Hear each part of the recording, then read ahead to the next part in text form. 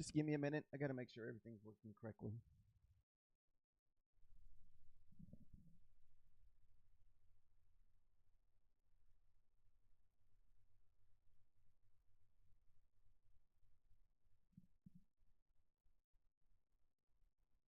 Well,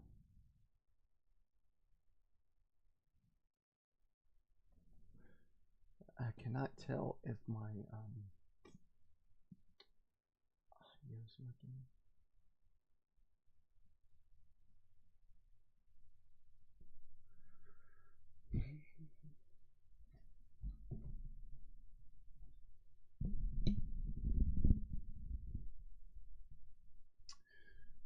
Might have to delete this audio real quick and reinstall it. Make sure. All right, maybe that'll help if I select the right speaker. Okay, there it goes.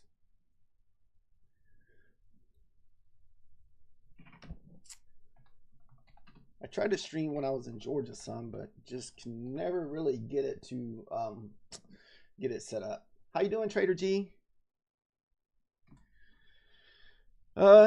We should be streaming every day. Then I'll be going back to Georgia in a couple weeks. My mom's going to be having her surgery in 2 weeks. So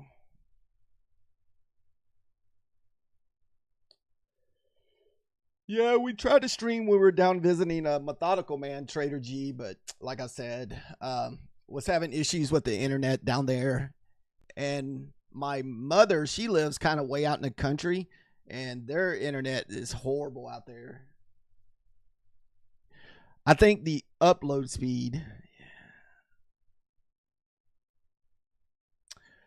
I think I've only traded twice in the last week. So, like I said, I went over to Methodical Man's and traded over there last Friday, and I tried to stream over there, but I don't know. I was having issues with connecting to the Wi-Fi for some reason. So, like, I was lagging real bad. I don't know why. So, I don't know if something's wrong with my Wi-Fi in my computer because I don't ever use it.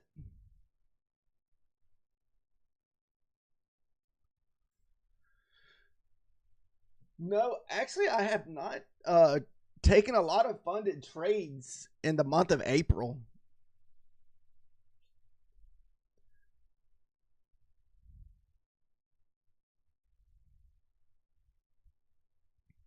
Like, I think I've only taken like maybe 5 or 6 funded trades, Trader G. Like, very little, like, for some reason. I think because what it is, I've been focusing a lot on the 3-minute breakouts or 5-minute breakouts, and they only happen once a day. So sometimes I miss them sometimes.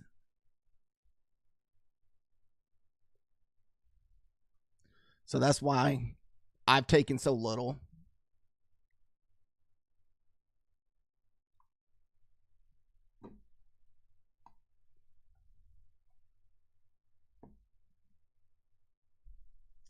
How about yourself? Are you still working a lot, Trader G? Are still traveling a lot?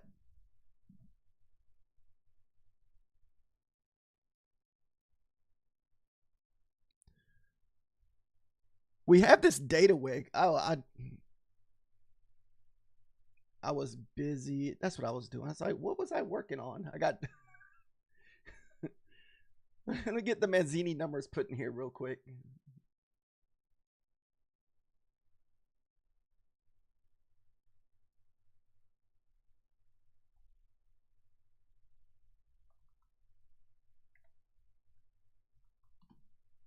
I don't think the price action is going to be good this morning, though.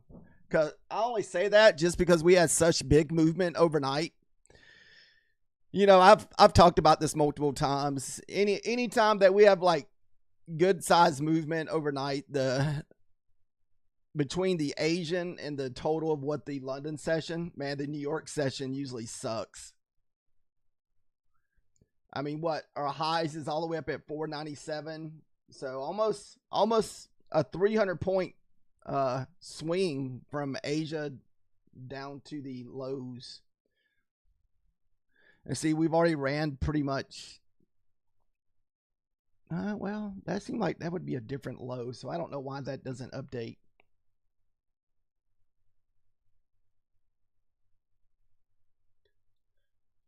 What's up, John? How are you been doing? Yeah, I've been trying to find one of my family members to stream back in Georgia, and I just was not having any luck.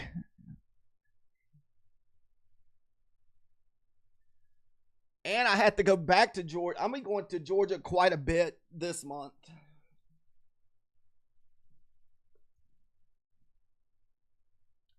So like I've already had a planned visit to Georgia like since last year for the end of the month. That's usually when me and my wife.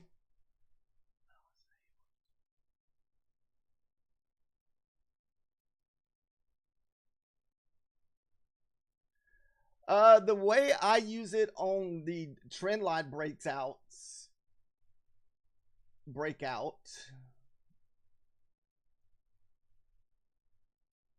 I'll see if I can find a good setup here, but I don't see none overnight though.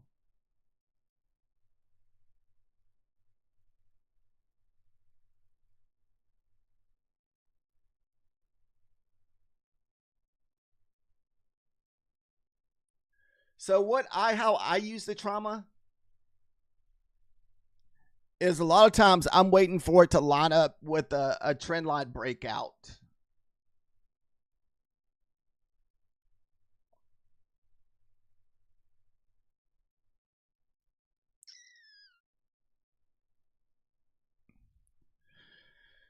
So this is a little bit of a uglier looking one, but you kind of see when it breaks out of your 3 minute or 5 minute breakout, how it goes through the trauma about the same time as it goes through the trend line.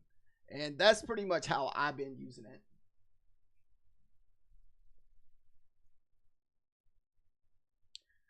And the same thing with Methodical Man. If you ever watch a Methodical Man, he's also doing the same thing with his breakouts.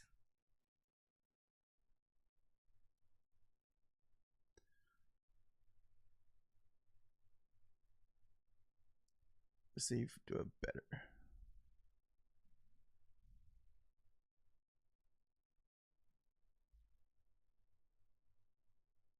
Right. You want it to kind of cross over the trauma as it's breaking over your trend line breakout.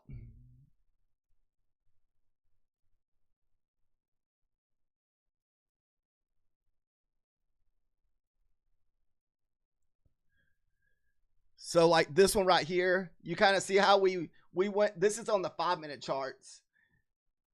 You see how it went through the trauma here on the 5 minutes, then straight through your trend line breakout.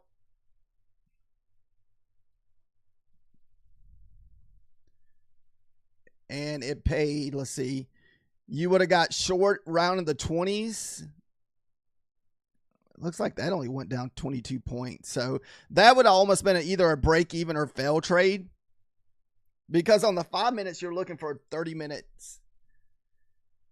But I mean, if you're confident enough to still think it's going to work, you would have had to sit through about 20 points of drawdown before the big sell-off. Because you're supposed to have a 30-point stop loss with the 5 minute.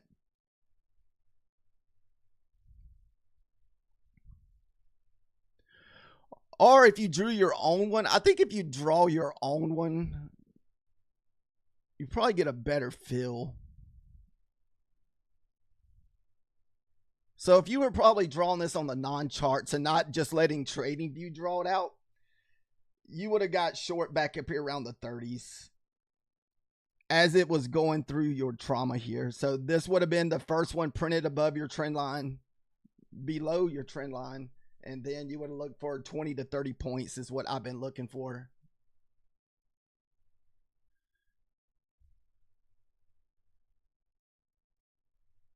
So this probably would have been my trend line if I was drawing it.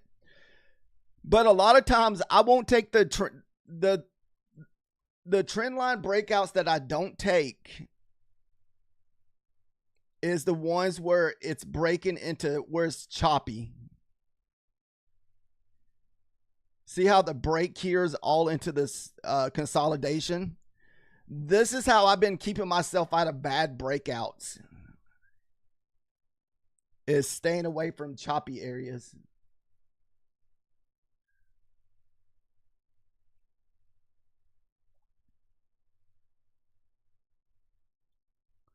I forgot to check and see if we have news this morning.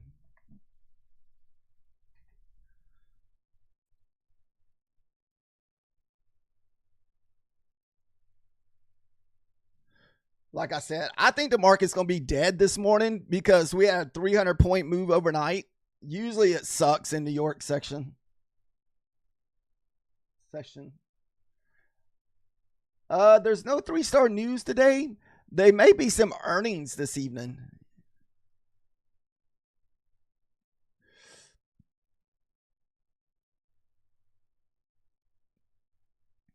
Let's see.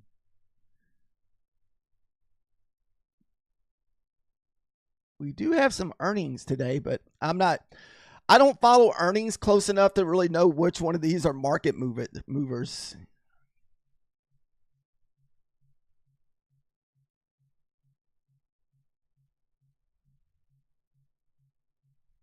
Let me see.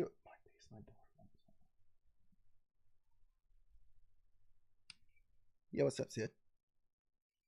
Yeah. Oh no, it's fine. I just make sure you didn't need nothing. No, why?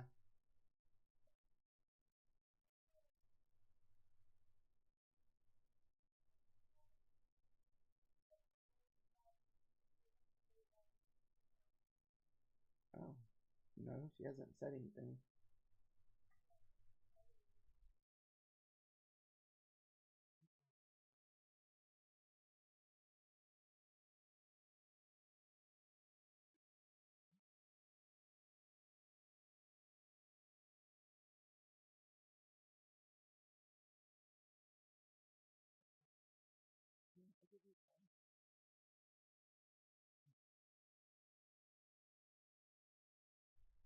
All right, sorry about that.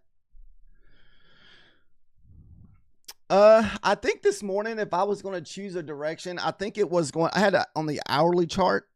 This is an hourly chart. I thought we had this little trend line breakout on the hourly chart. We have a big fair value gap here on the 1 hour, all the way back down at the 18,900. So, and there was something else. Also, the bottom of this swing here at the 1,900. So, was kind of thinking that we are going to be looking for possible short moves if we could get below this trend line here.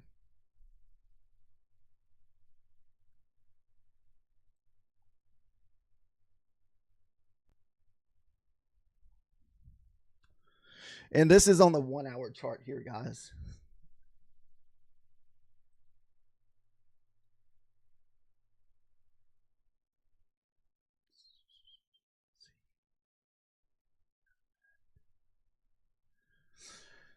John, how's your trading been? What have you been trading? Are you using prop firms to trade with?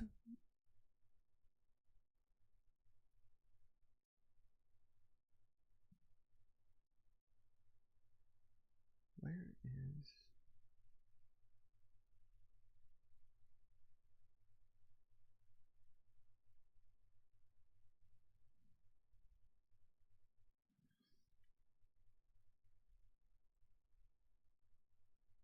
So far, really no setup this morning. We may even have to wait for either the 15 minutes or the 1 hour candle to set up here. Oh crap! I know it's a problem. I was wondering why my indicators weren't working because I had changed them to Georgia time. I forgot all about that.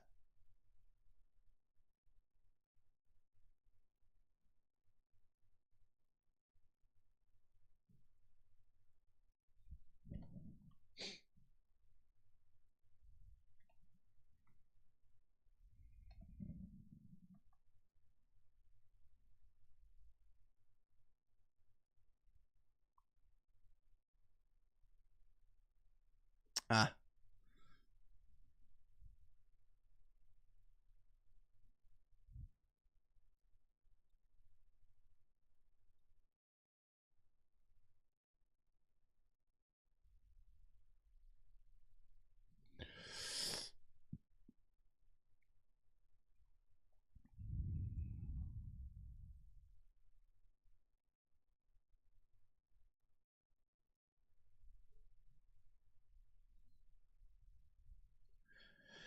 Had to remove it off my ES chart here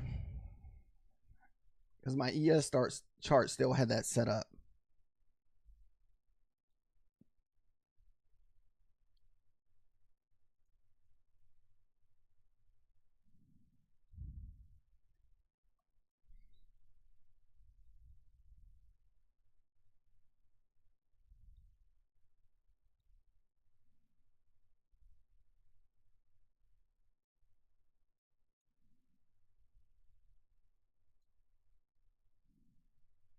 Oh, come on.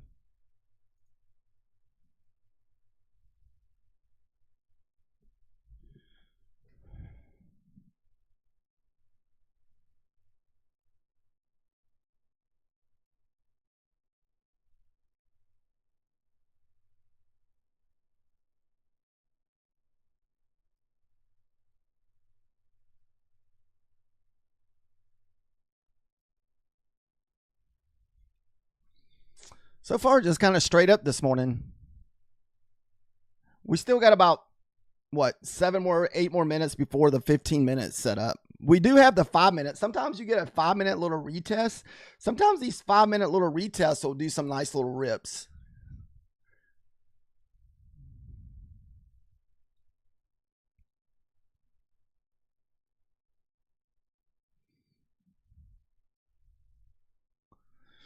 So this would make a nice little bull flag if we could get something pulled back into this, like maybe this 5-minute gap, maybe right back down to the 20s, right off that 9 EMA. Yes.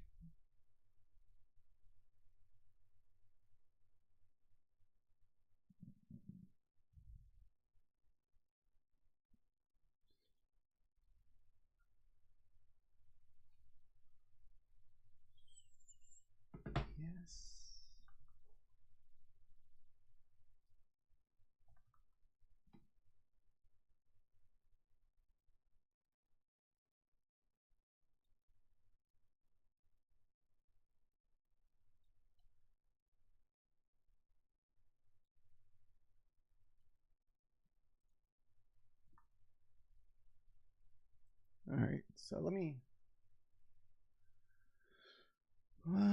pull on the ES over here. Plan for the day 54.94. What 54.93, which we've already pretty much bounced off that this morning. Damn.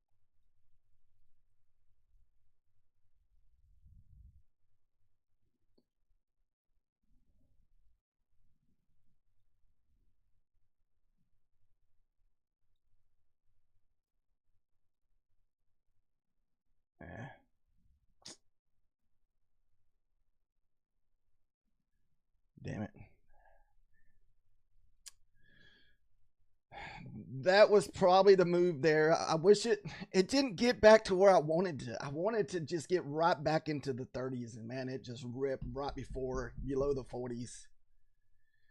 I don't want to go ahead and just jump in this. If you were going to long that 5 minute breakout, you would have needed to take that back down in the 30s.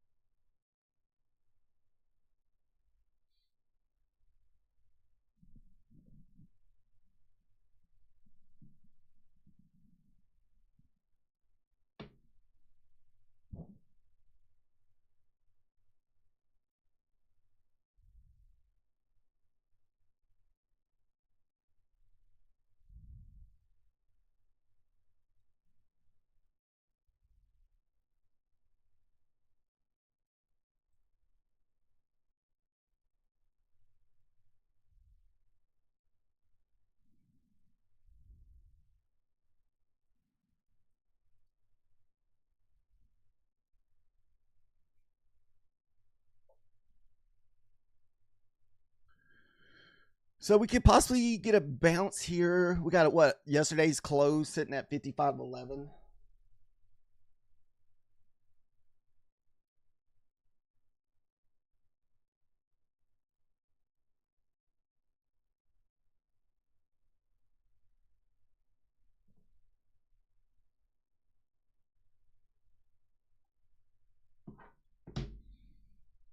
Ooh.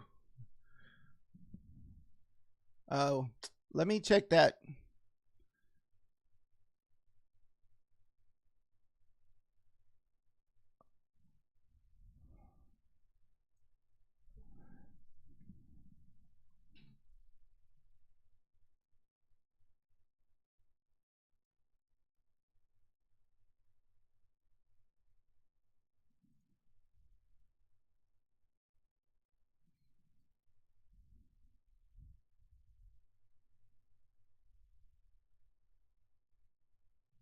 Hmm.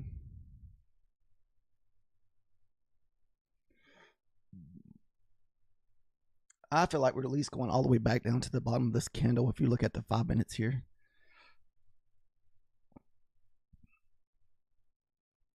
If we can stay below the what opening range low.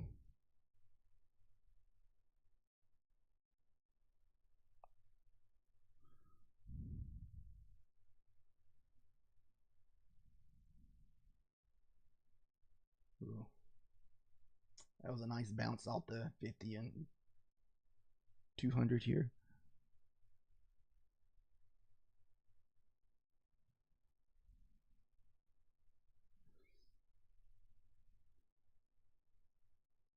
All right, that was a retest of the teens. Let's see if we can get below these 90s here.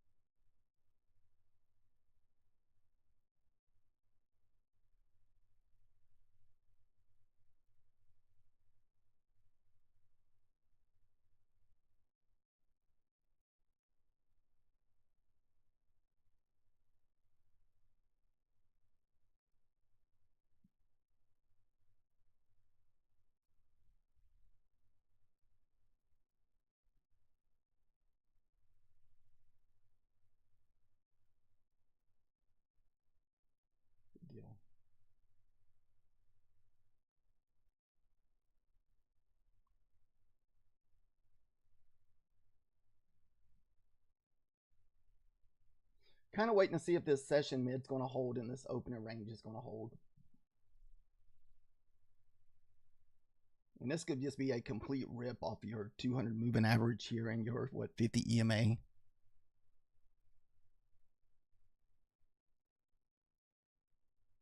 Whew. Don't want to get faked out by this bullish candle. Like I said, maybe back above 11, you may be safe. Wait, why is my charts different? Oh, wait, never mind. I'm sorry. That's on the ES. The ES is 11. That's yesterday's close.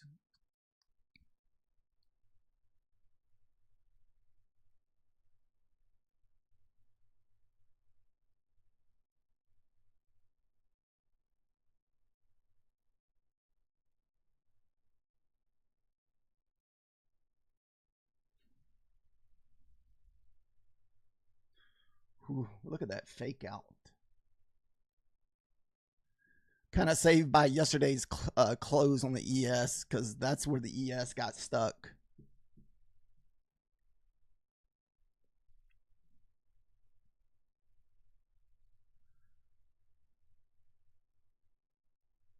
ES looks like it wants to push.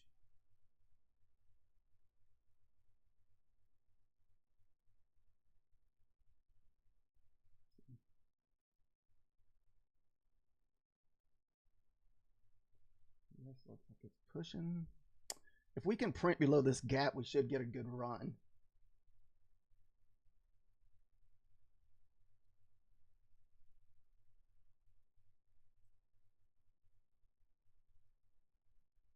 All right, second target.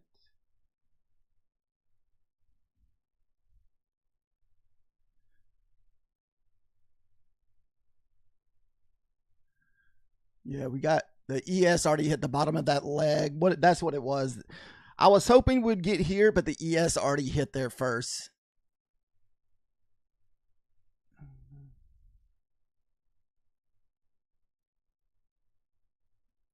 We're not going to re-enter that a second time. So what I was watching was the ES over here. So you saw the ES hit off yesterday's close. Then we kind of were pushing below the trauma a little bit. So the ES bounced here. That first bounce came here because the ES already ran that previous leg.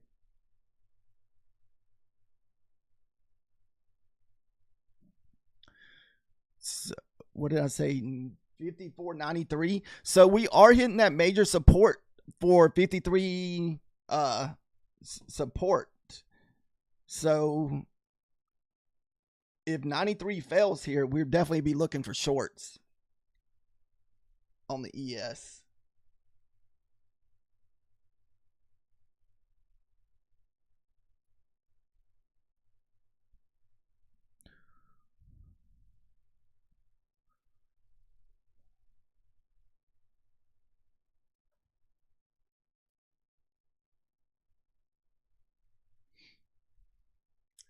Definitely was hoping for a little bit more on this one. I was hoping for my last contract. I was going to be shooting for this last swing here.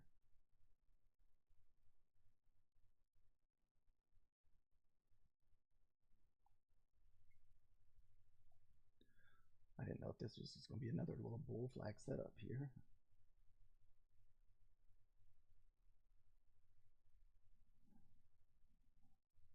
Lower the wrist down a little bit.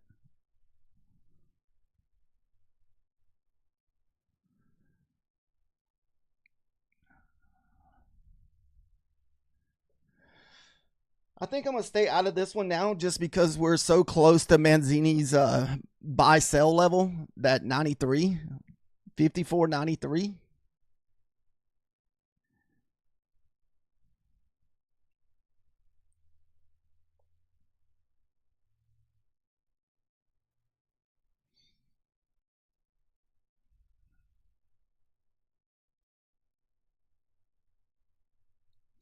So if we lose the 93, we could dip all the way down to 54.70. So that'll give us a nice push down. And I think that's kind of what we were talking about on the 1 hour chart.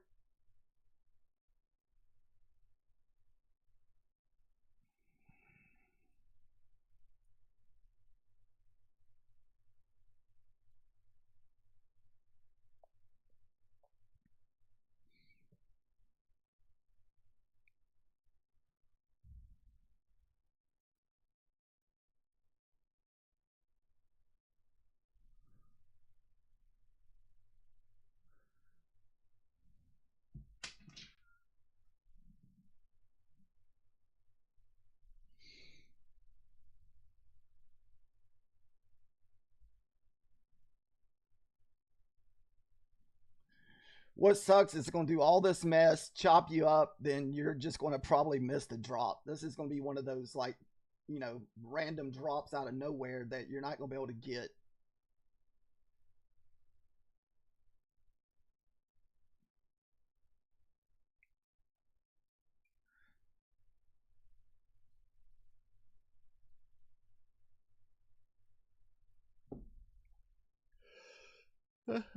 We're going to watch the ES just because we're pretty close to that buy sell Manzini. If we can recover this, 54.93, another little test, maybe a sell below it, then push back up, we'll definitely be looking for longs then. But for shorts, you want to see us push below the 54.93. Oh, what I tell you. All right, there's the 54.93 test. Look there. I'm talking about right on it. So let's see what happens. That was the first test.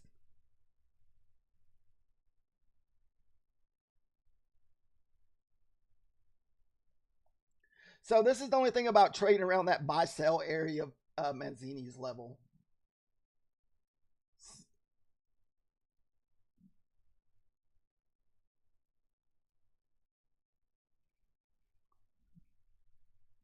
So we're just going to wait and see what happens with that level before we look for another entry. Because a lot of times in the past, whenever I've taken trades around those Manzini levels, I get chopped up.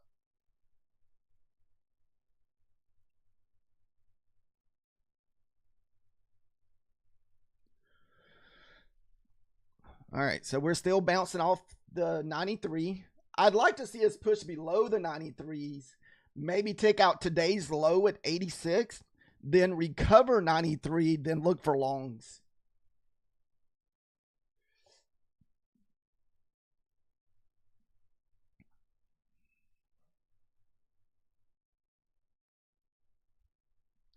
Was kind of hoping we would have got this kind of move earlier whenever we got that original short. But it doesn't always work that way, guys. Don't always work that way. We're a few moves too early.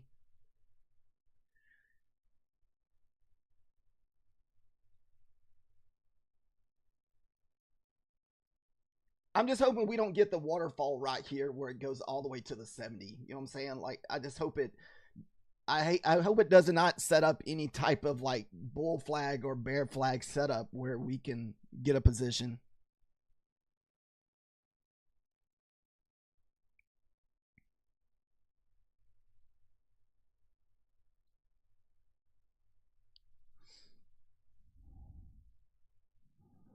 Let's check out the hourly.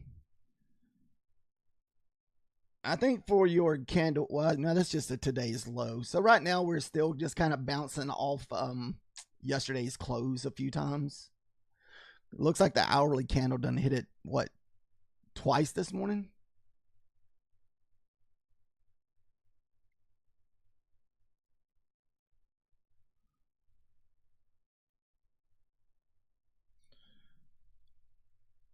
Right.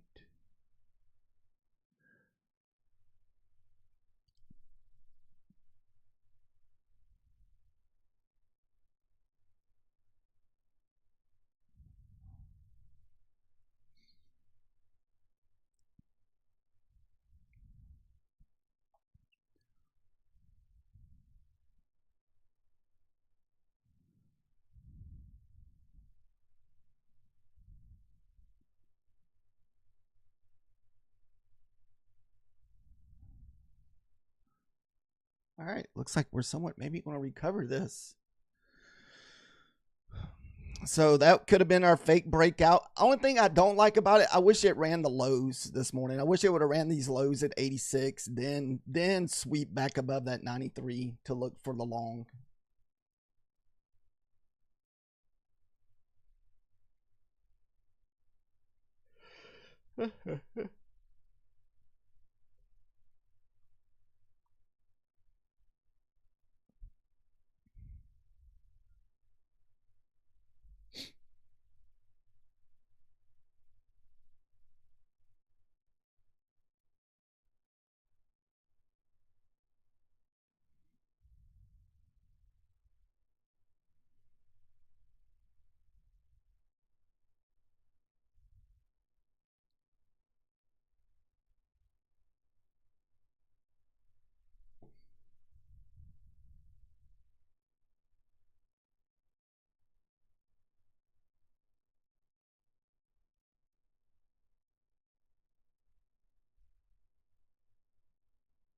Mm.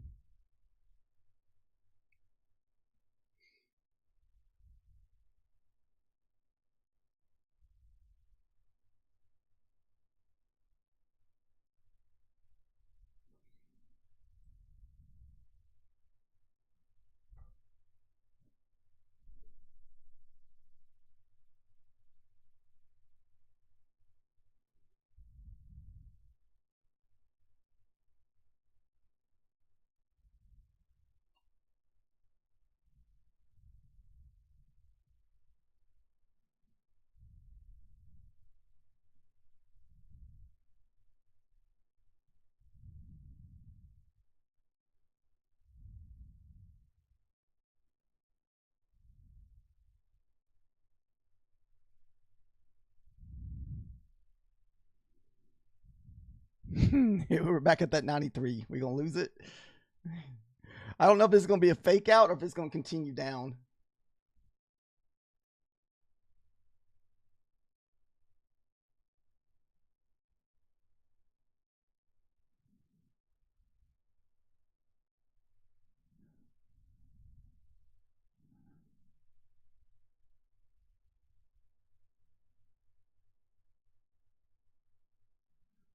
I'm just going to keep it down to 10 on this one. We're going to keep a shorter stop loss. Because, like I said, we're around that one level right here. It can go either way right here, I feel.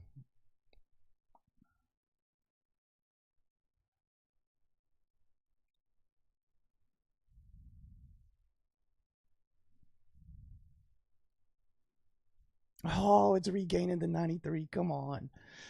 I took a chance on that one. We took a chance on the 93.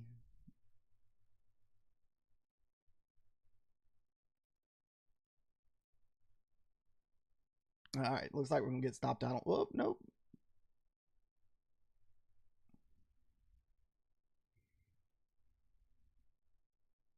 So this will be pretty much back to break even. It'll just kind of take our profits that we got this morning. If 93, yep, it's recovering 93. All right, so we're going to change our bias to longs. As long as, like I said, 93. Oh, that was a weird wiki candle.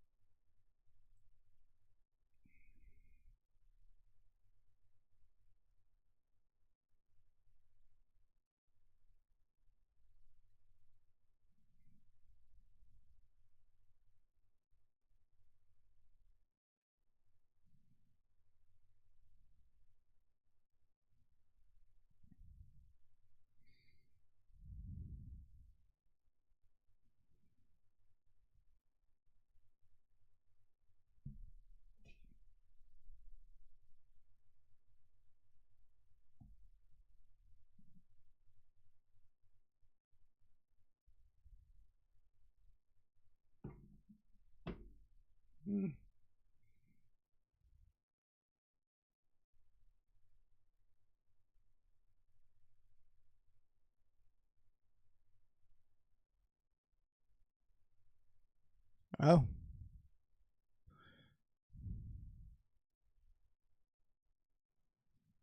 I didn't know we had news that was going to move the market 50 points.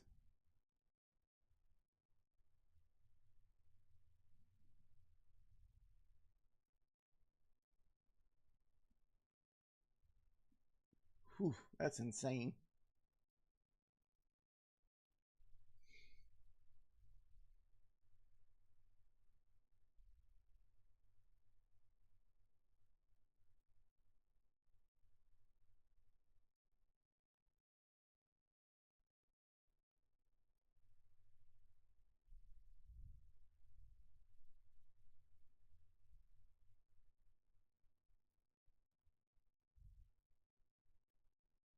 Man, what an insane candle.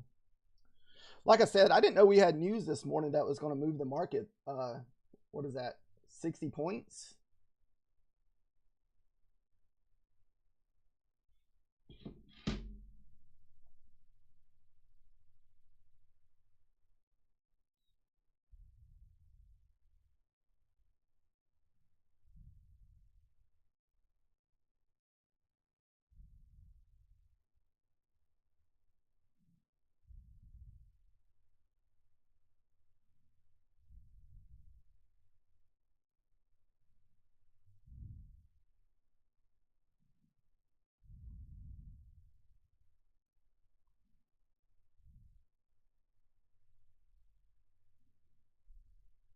Insane, guys, insane.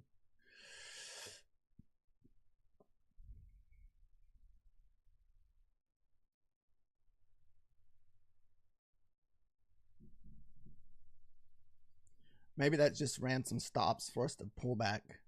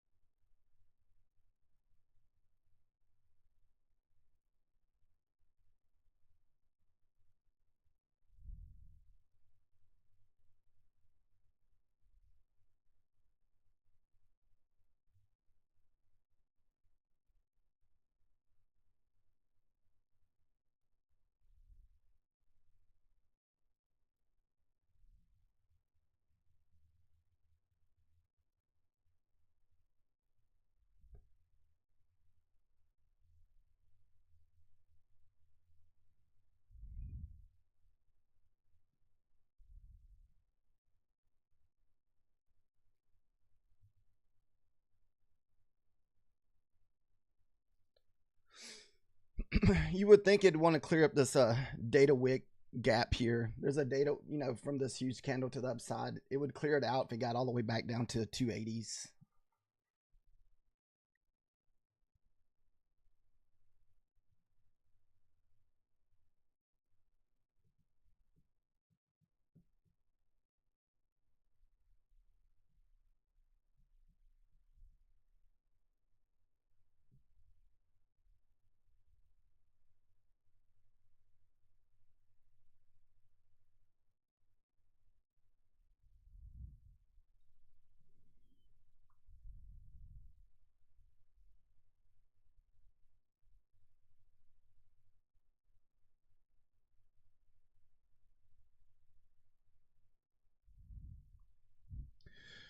So usually whenever we break out of the 15 minutes here, then we push back up through it.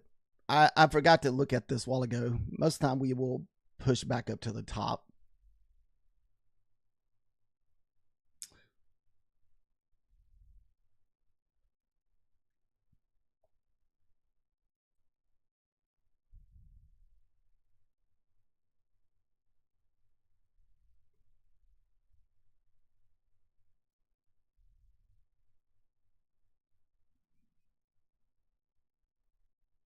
Man, this thing's rerunning the whole data wick.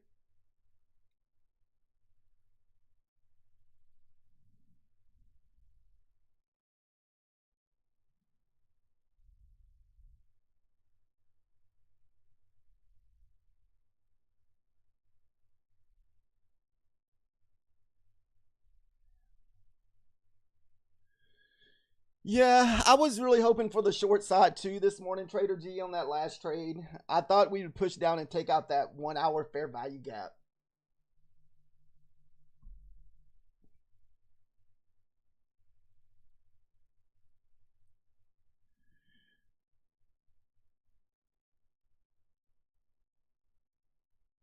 We also have this swing all the way up here at 420 from yesterday from I guess this is a data news from yesterday.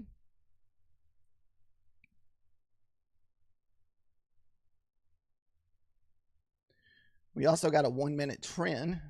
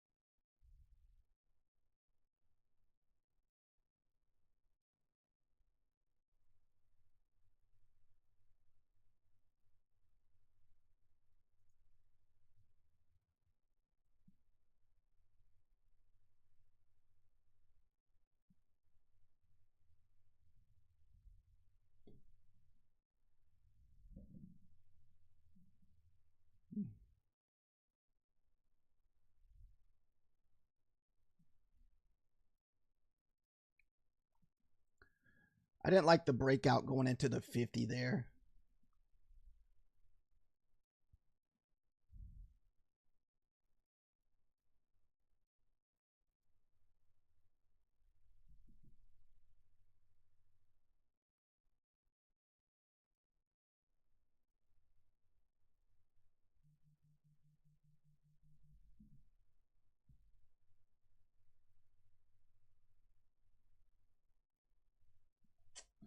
I bet you this is going to be that 15-minute.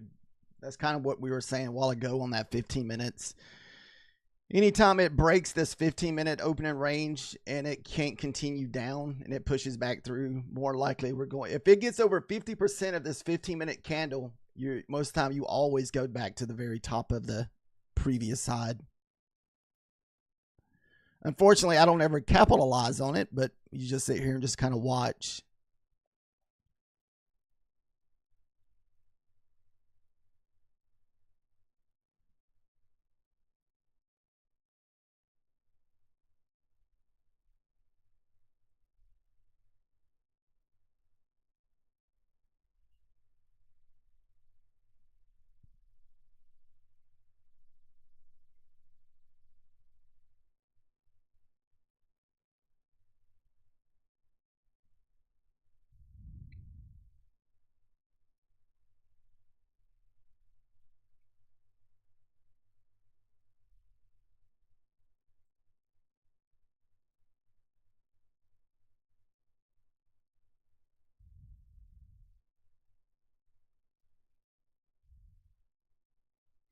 I kind of wish we didn't get that news channel. You know, we were sitting here waiting on that to see what direction that 5493 was going to go.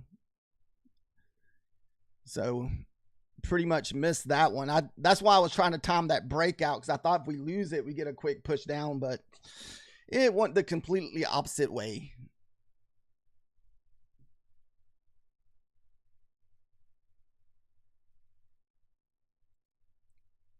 All right, there's the 15 minutes.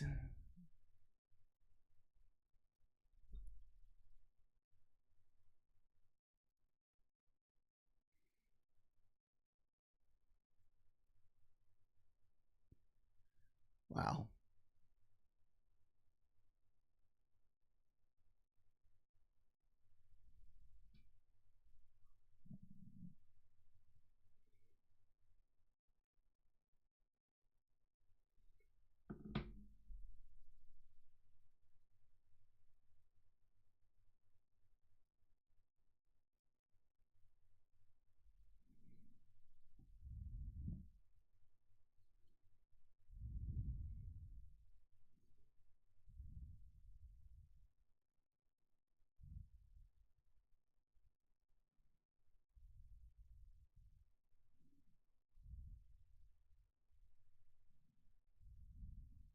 That was your 15-minute retest.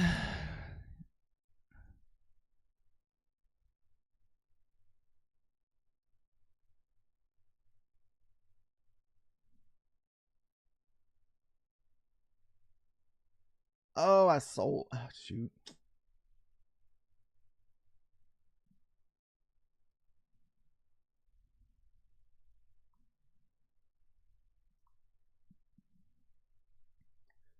I meant to sell one, but I think I bought a second one. Oh, well, nothing on the runners.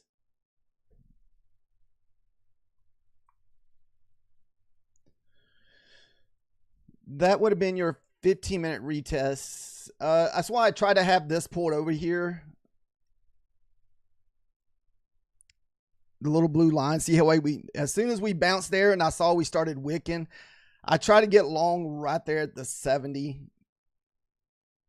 So just a few points above that 15-minute opening range.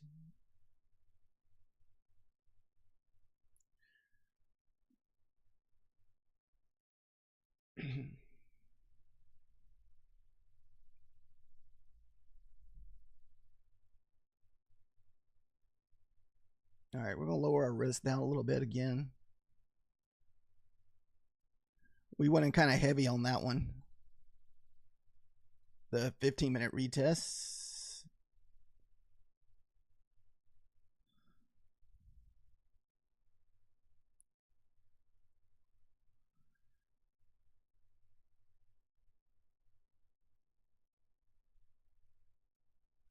I think it's got more. The ES hasn't ran its high here at the 24s.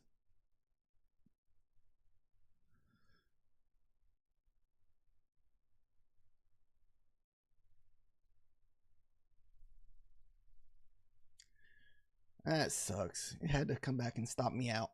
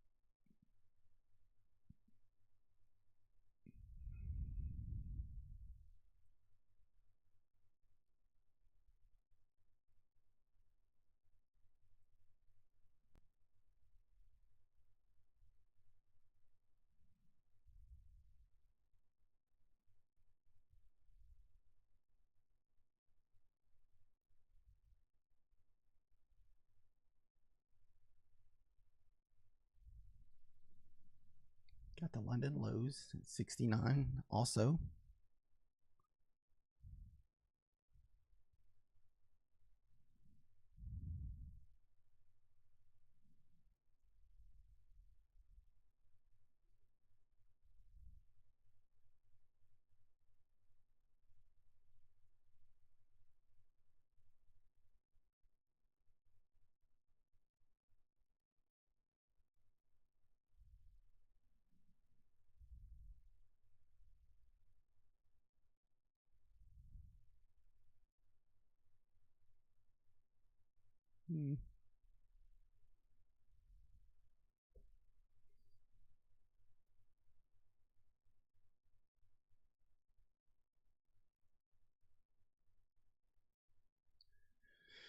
Kind of wish I was able to pull the trigger on that what is it, that 9 EMA pullback.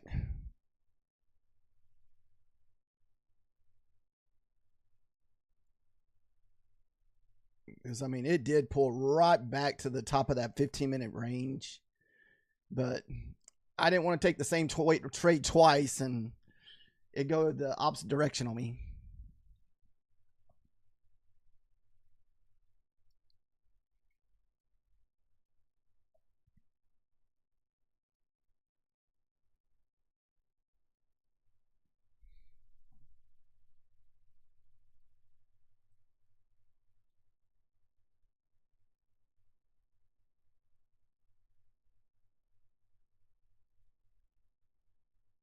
The ES has still not taken out this 24 here. I was thinking that we would at least run these previous highs here. The 25s.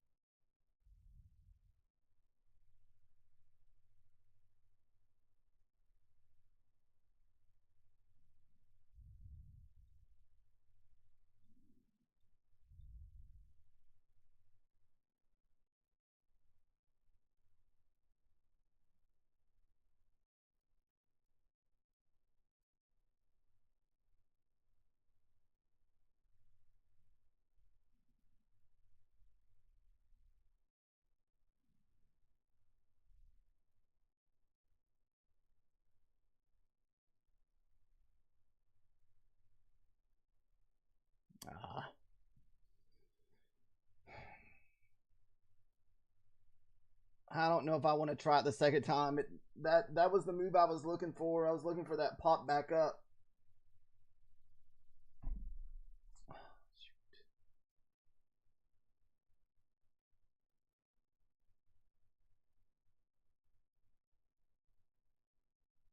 Oh, that sucks.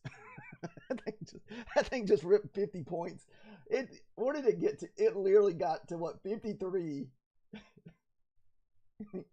That thing did me dirty. Oh goodness.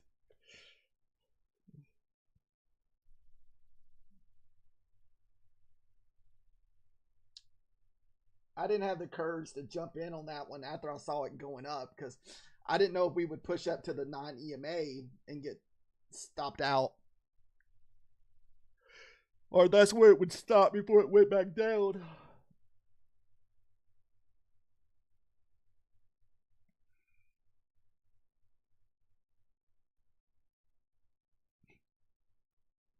We still have this, what I think is a data wick from yesterday. This candle here.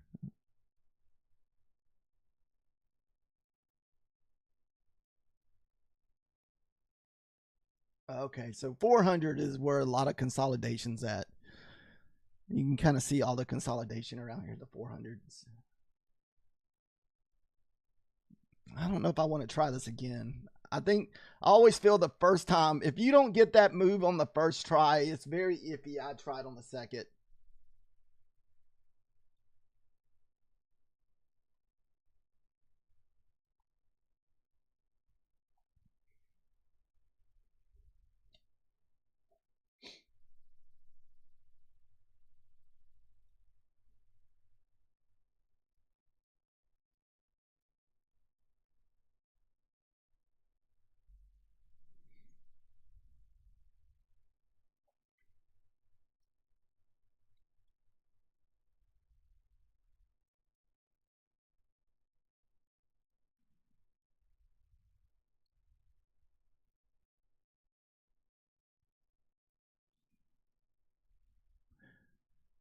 Man, I was really liking this bounce in this area because the 20 EMA, 21 in the EMA, and this VWAP was lined up almost perfect.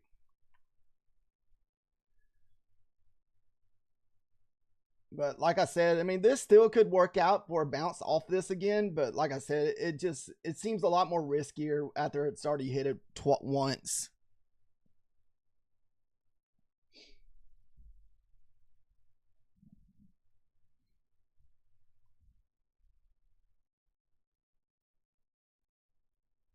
Oh, this is gonna be waterfalling, huh?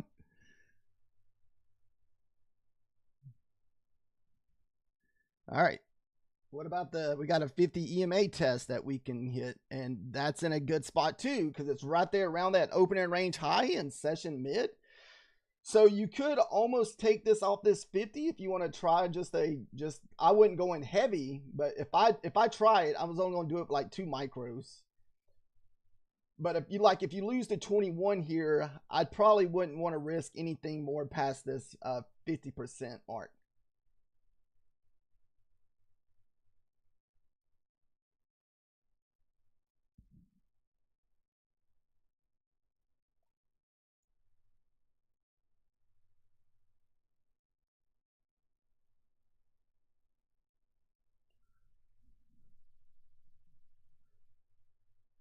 Like I said, this is just 2 micros too. So if it does stops us out for the 10 points, so what is that, like $40? Sounds like Methodical Man is taking this with the funded account. Yeah, we're not gonna do that.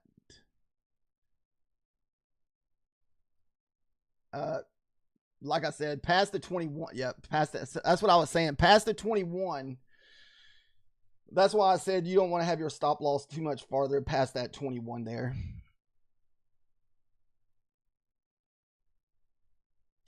Wow, this thing's just dumping hard now. All right, so we're back at that 93 level on the ES.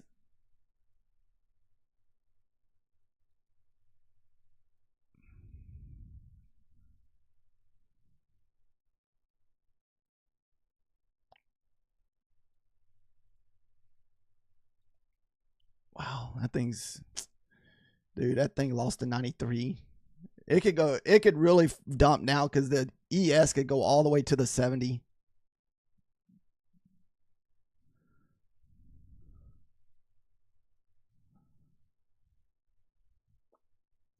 We got a big gap here, but all right, so that was the lows on the ES.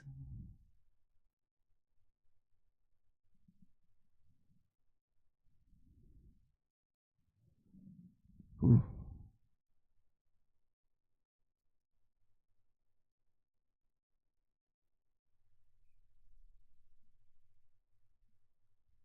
If this could pull back up here and retest this, we may look for a short, but I need to see another retest.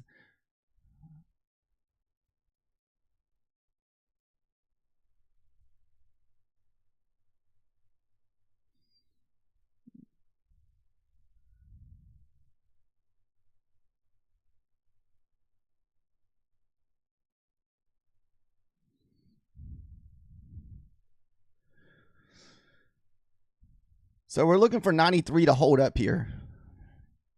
So we lost 93, looking for a 93 retest to see if that 93 is going to hold.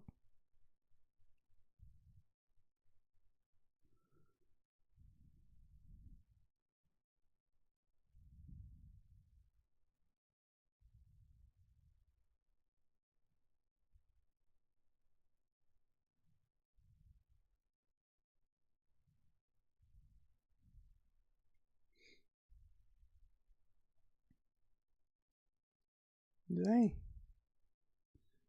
This thing's...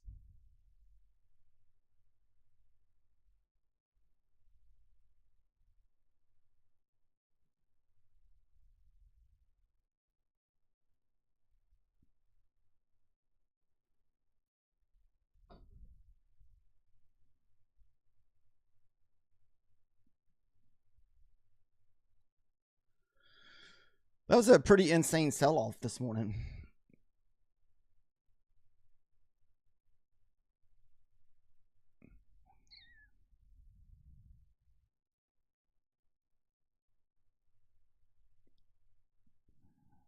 Ah, damn it. Hopefully 93 don't get me again.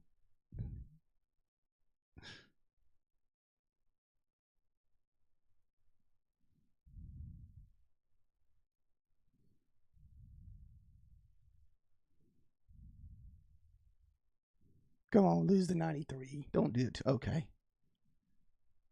It didn't do it. I thought it was going to do me again.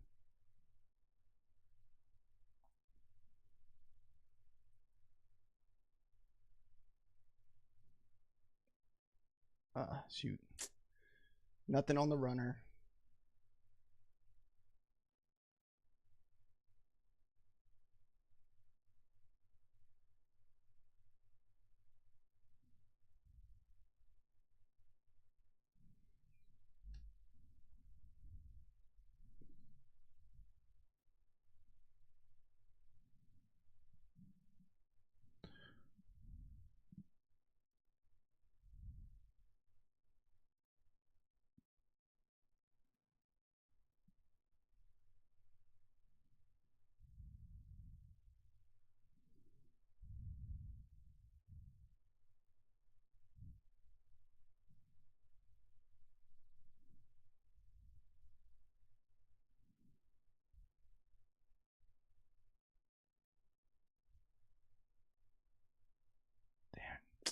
Come on.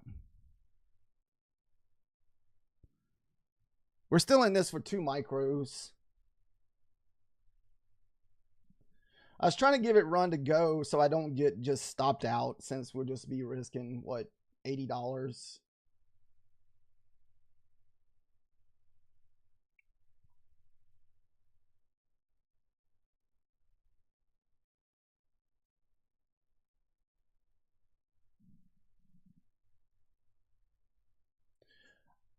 I'm trying to stay in this because Manzini was saying if we lose the 93, we can make a run for the, what, 54.70.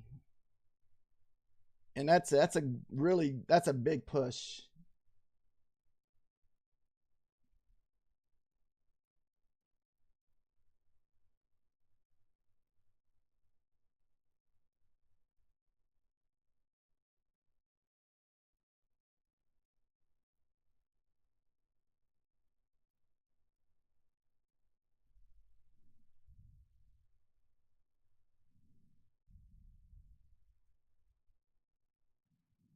Mm.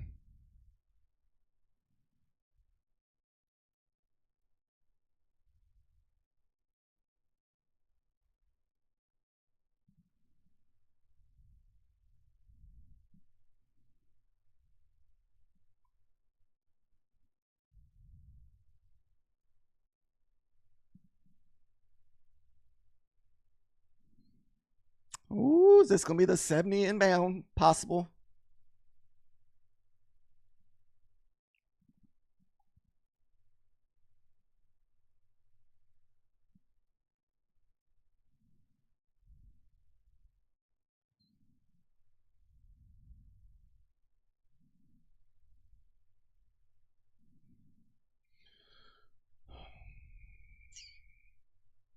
I thought I was going to get faked out again because this is the move I was trying to get earlier when we broke that 93 and it ended up being a failed breakdown of the 93. I like this one a little better. That's why we entered the second time when it broke through, because it went back up. It tried to break up. Then once it pushed back through there, that again, that's when we entered it twice.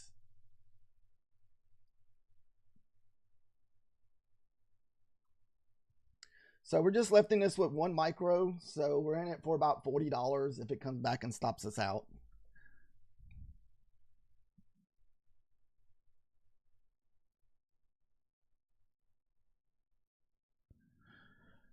I'll give it one try with this 9 EMA and see if it hits this 9 E before it sells down. But if we start getting pushed that through that 9 at the 80s, I think 90 is probably going to be my line in the sand here.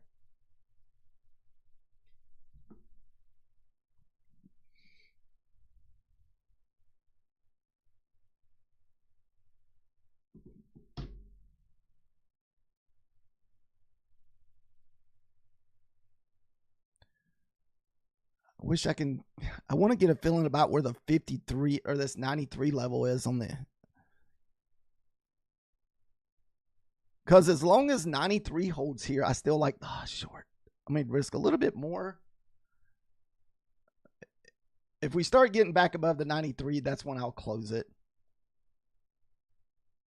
There's a 93 again. Ooh.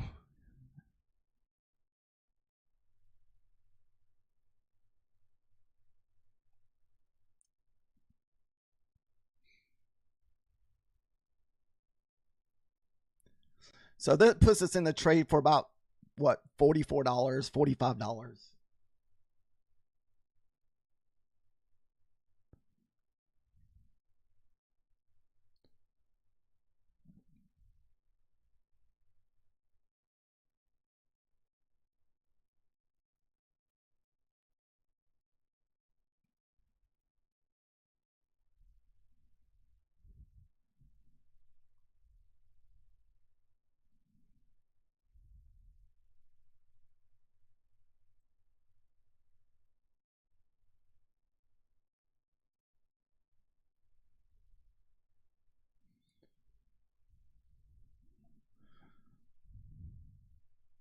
All right, we're going to take some profit out of this just in case it pulls back.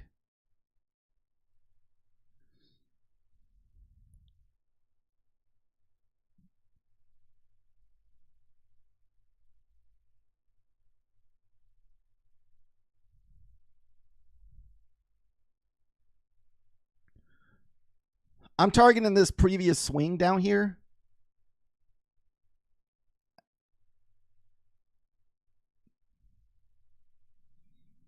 Come on, 50 hold. No, I was. No, we lost the 50. Oh well.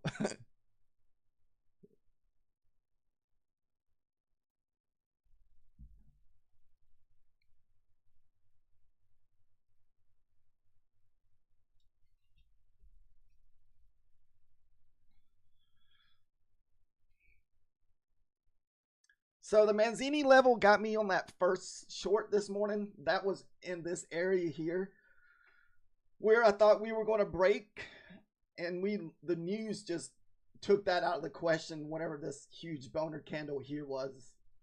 But then we got another opportunity with the 93 break here, pull back up, retest the 93, fail breakout, then that's where this big sell-off came from. That's kind of what we were looking for this morning.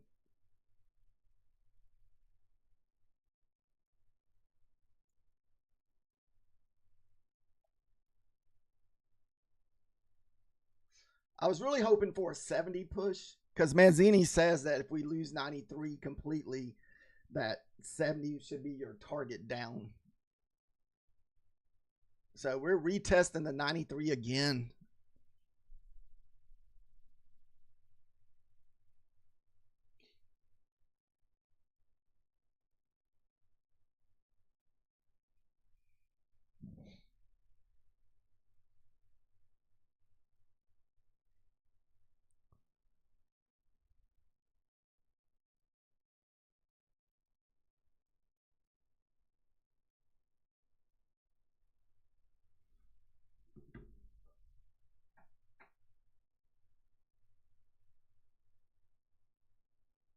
Ooh, is this going to be the 93 for the long, for the move back up? Man.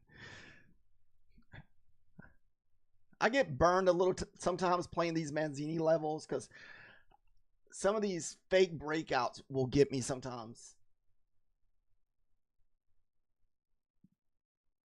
And see, I didn't take this a while ago, and look, we went to the moon for about 25 points on the ES, which is a lot.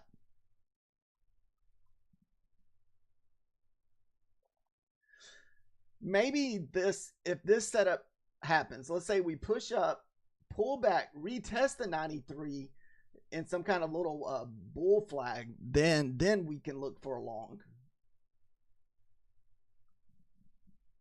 Here we go.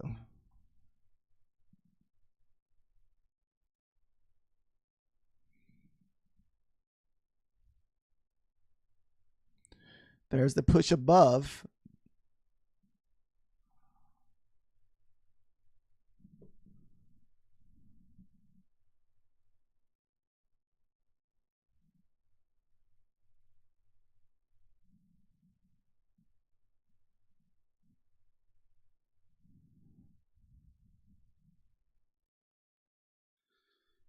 Whew.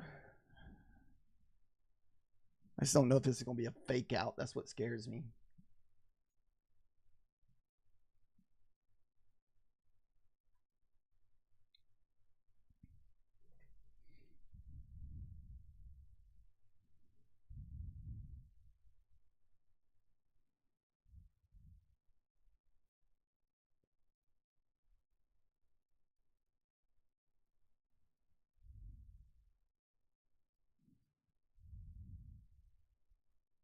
Man, it's still holding.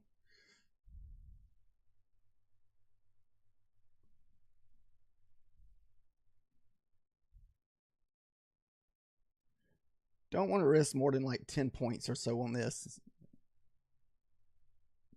Because we're still around that level. We can easily go back down and rip my face off here.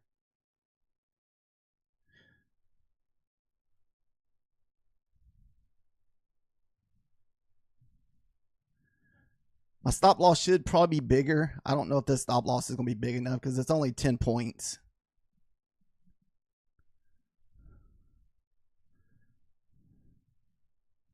All right, first target. We're going to go down to 5 points here. Or risk 5 just in case. Oh, shoot. Up, yeah. Probably need a bigger stop loss in here. I think what I'm going to do is go down to 2 micros since we're already up $300 on this.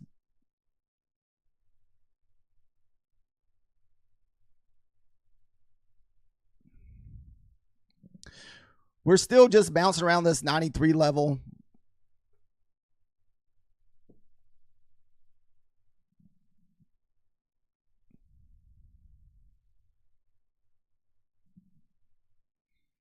Ah, you son of a bee. I was really hoping to get the bigger move here.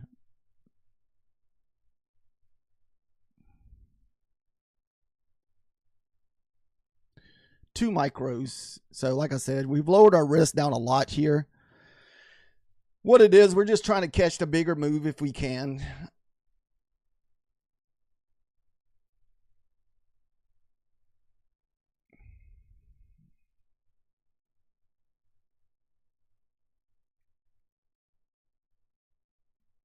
300 will be my line in the sand here. As long as 300 holds, we'll stay in this trade. But if you lose the 300, we'll close.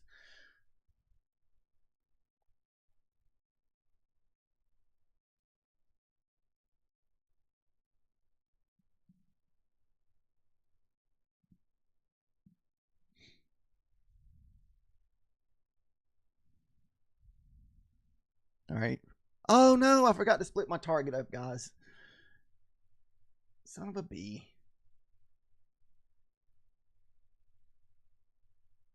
Why did I take out both? What the crap?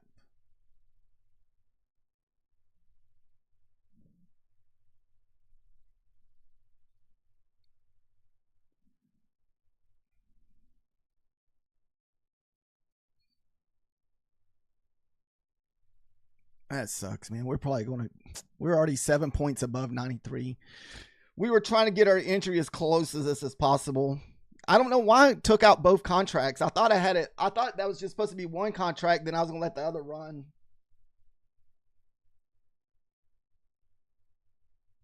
This sucks. Oh, Mazzini's level is paying the bills today, guys. If you can just get you an entry in there. Some of them have been kind of tough because they're consolidating around that level. But I'm just doing 10 points in runners. Ugh.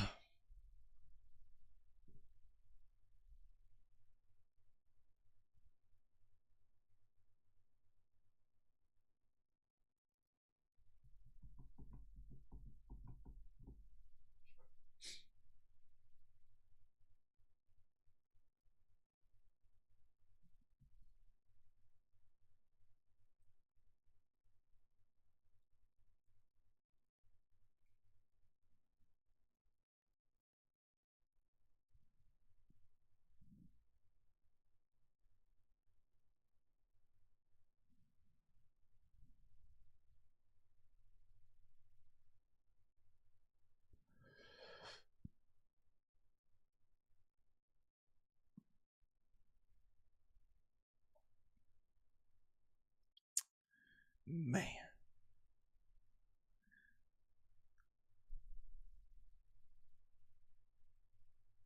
That sucks. Trader G's, you take you some Mazzini love this morning on either these 93 fell or breakdowns. This was the trade setup here. This is why I was trying to find an entry so hard here once I saw that the 93 was holding.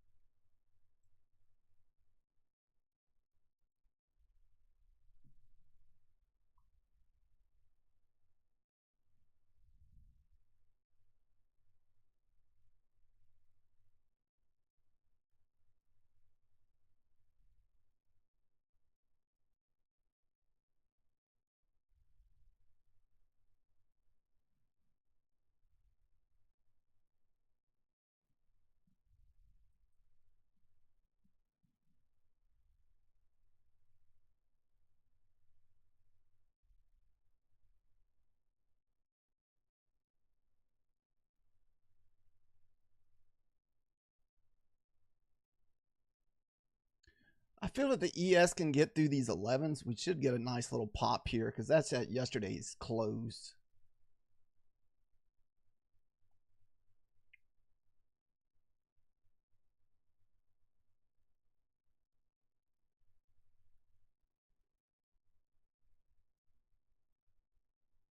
If the ES can't get through the 11s, we're going to close this.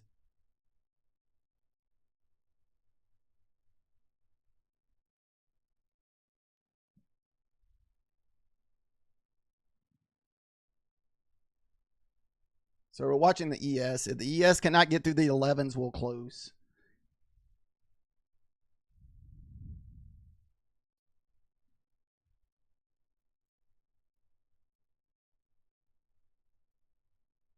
Because we could do a complete reversal off these 11s here. Ooh. Man, we got a rejection off that hard.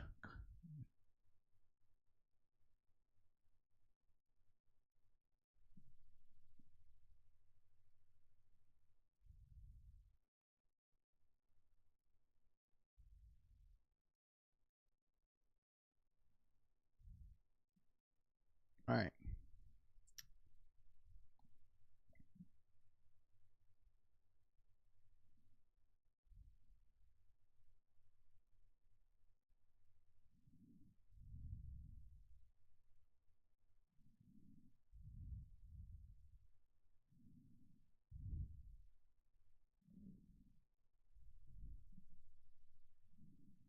Man,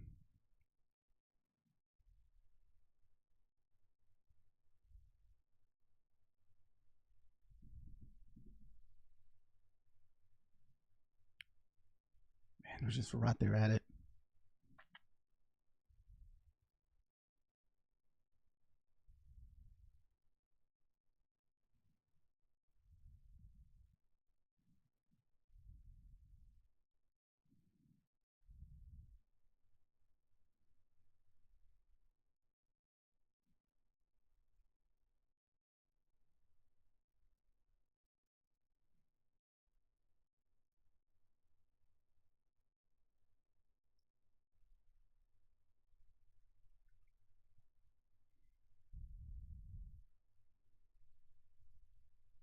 So we just could not break through the 11 there.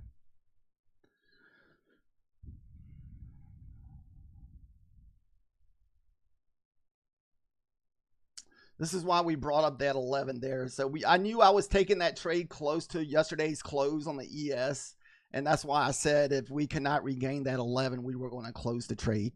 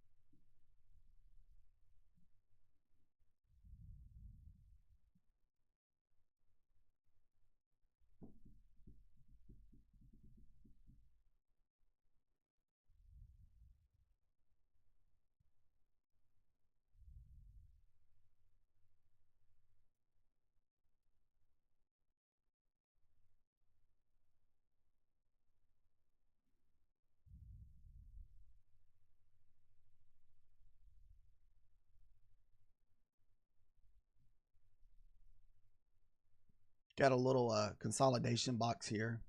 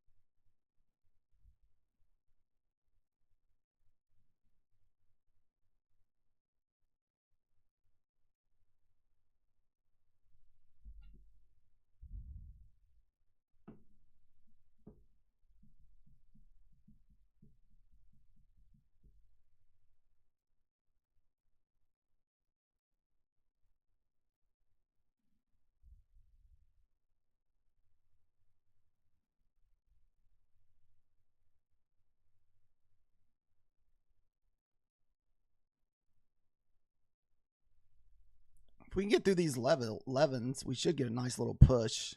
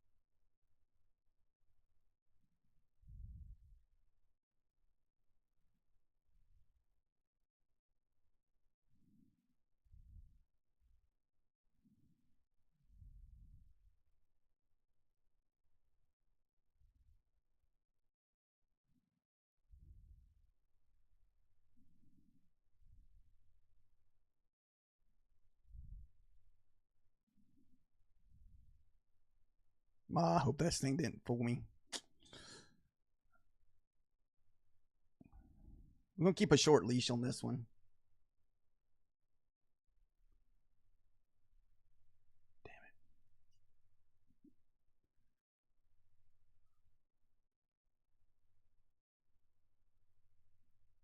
Another retest of the 9. I thought that first retest would be plenty, but I guess not.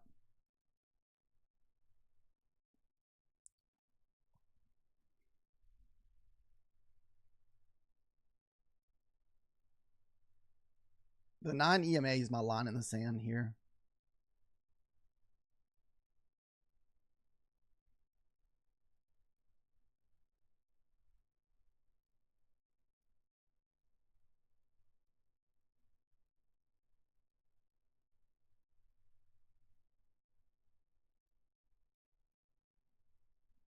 I'm not liking that it's holding up here. I thought we would at least make another push down to the 50% mark at the 20s. I thought it was going to be on this candle.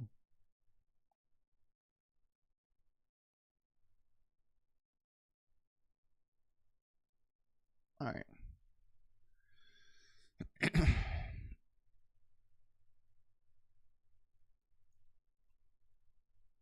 Live to play another day, guys. Live to play it.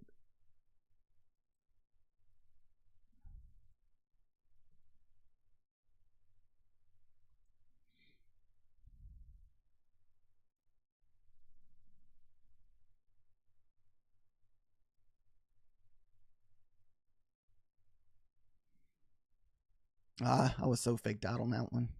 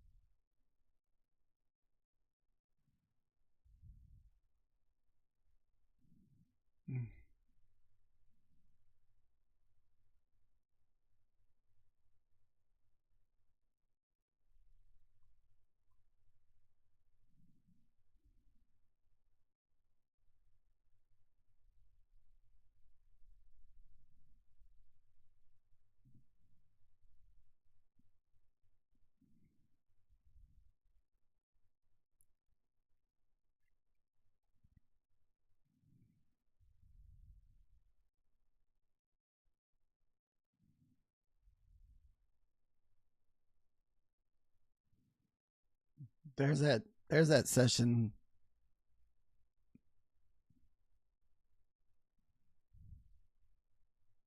Damn it. Well, we missed the candle to the downside there.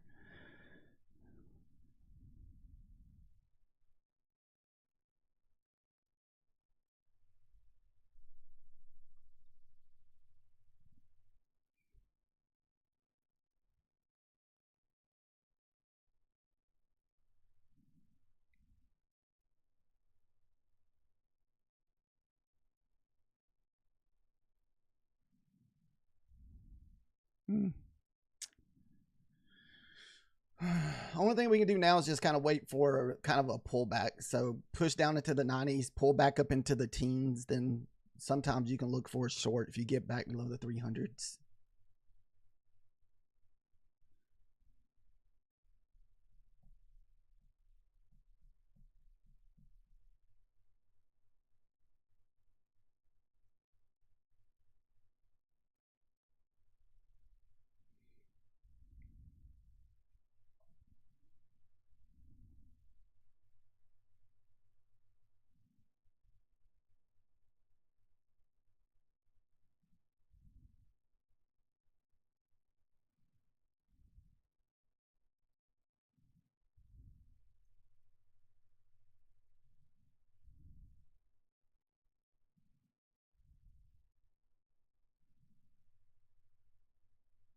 So 20 is my line in the sand here.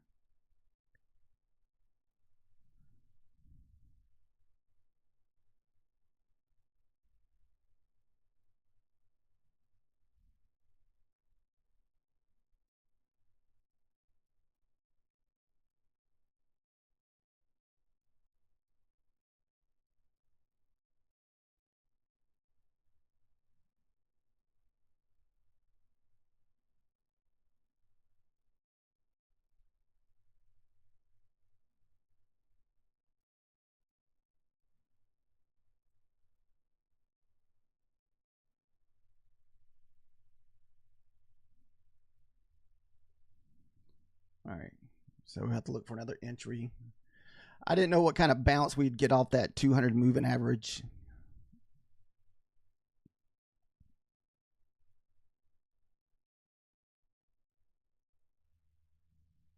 Wow, what a freaking rip that was.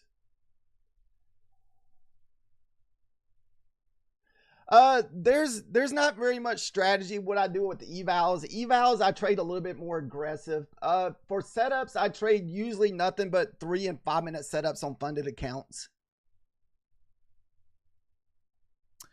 With my evals, we're just trading mostly levels.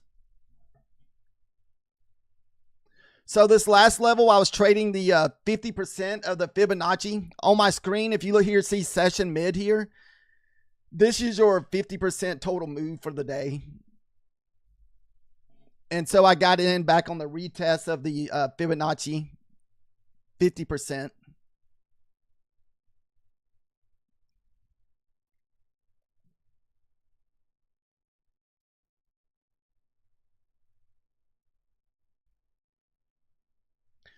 It's kind of like I usually would like the shorts. If we get back below the 50%, I would probably like the shorts again. But if we stay above the 50%, you stay long.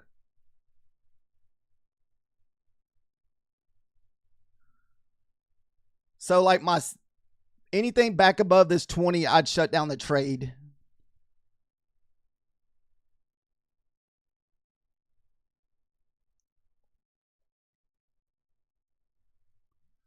Like I said, this is just eval only trading.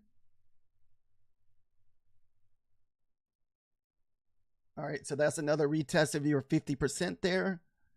As long as 20 holds, we'll stay in the trade. But if it gets above 20, we usually shut it down. So we just kind of hold on to somewhat of our profit.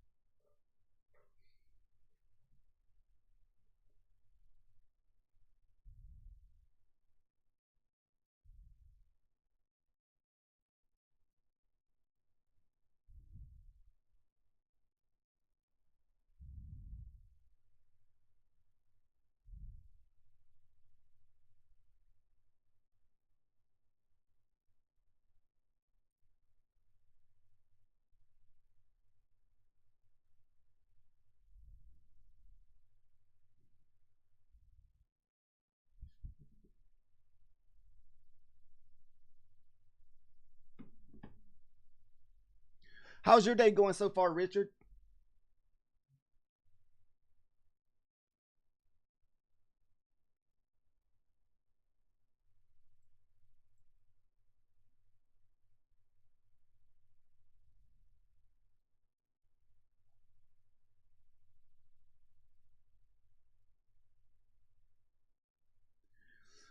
If you go to my Discord, Richard, you can probably see a lot more of what I've been trading on funded.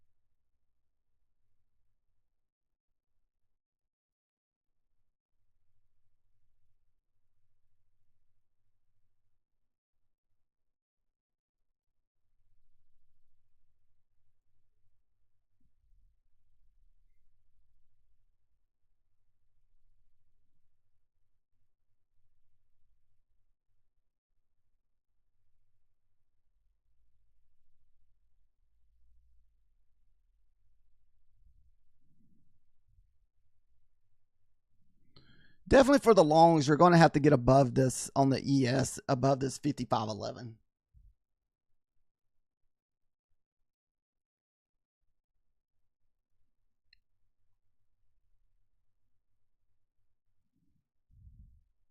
Man, it's not rejected off that level like every time.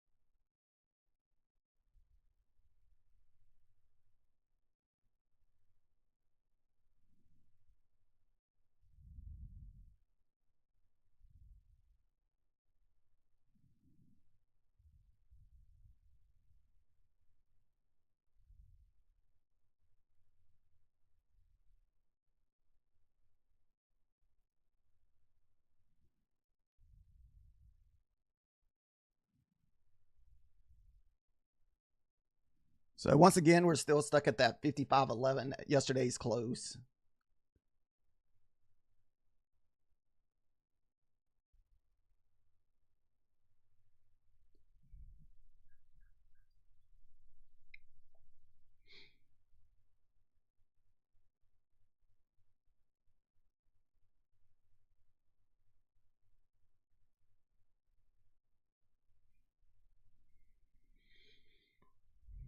Ooh.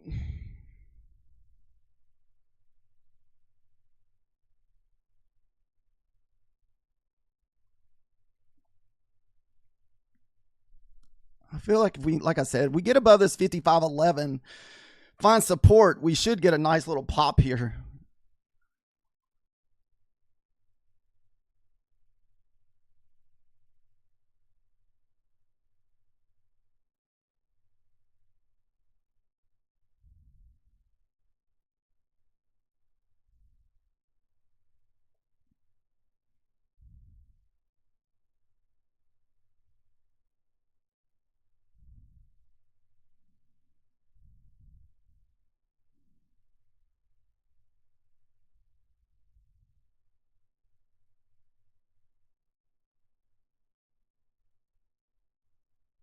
So now we're just at the top of that range from earlier.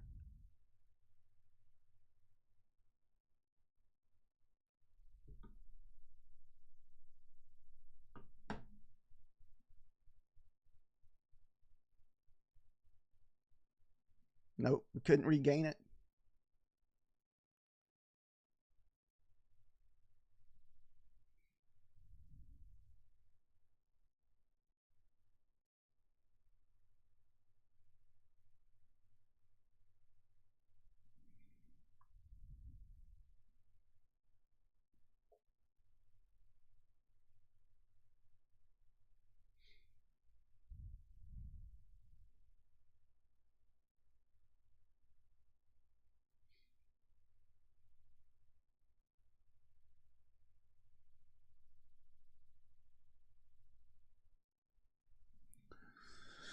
So that 55.11 is your line in the sand here. We can change it over here to the NQ and see if.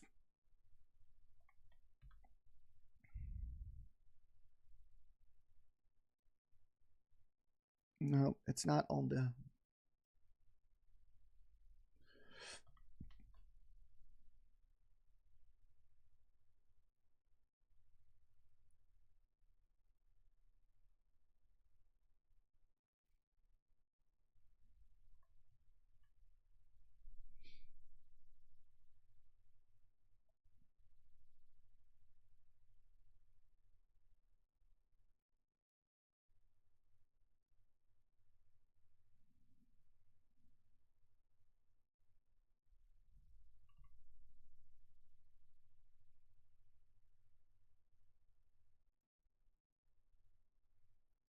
Ah, there it goes.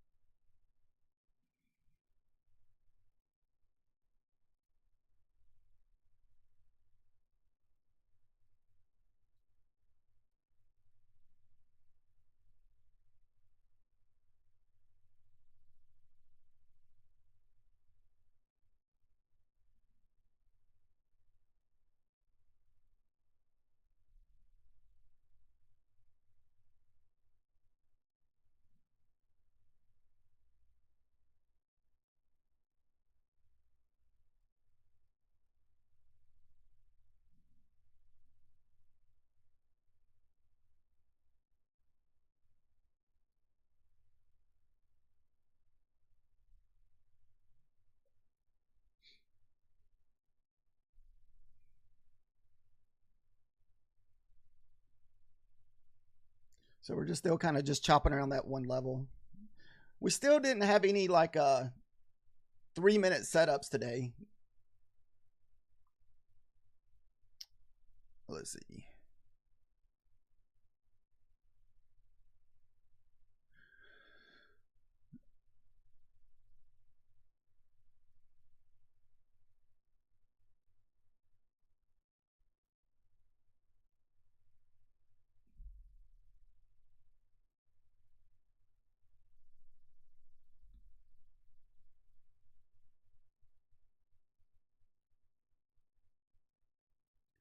So these are the type setups that we look for on our funded account, Richard, if you're still in here.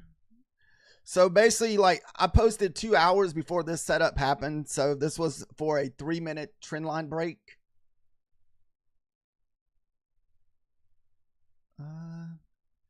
This was on the 5-minute. And we try to do 30 points on the 5 minutes.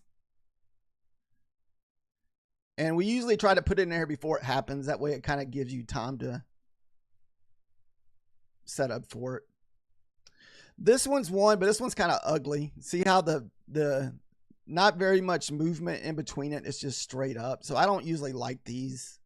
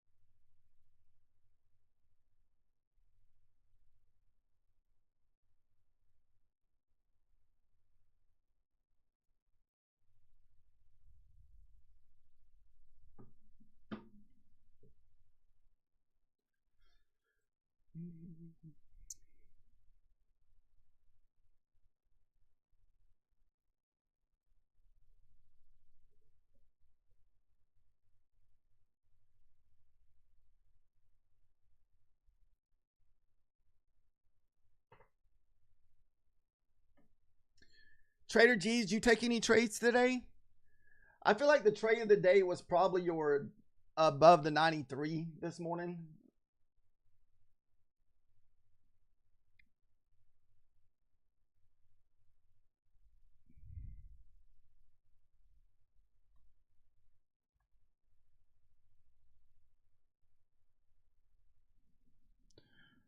This right here, this was probably the, if you were looking for a trade, this is one that we were trying to get in earlier, but I don't think we got the big move like we were hoping because they come back and stopped us out. But this was the play of the day here off the 93 level.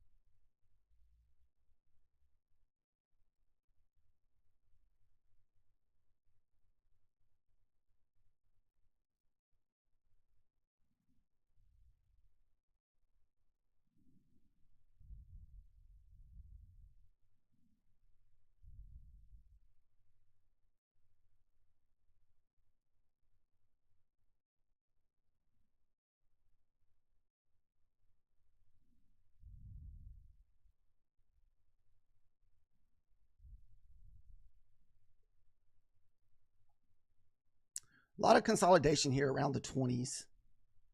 And this is on the ES. I mean, NASDAQ.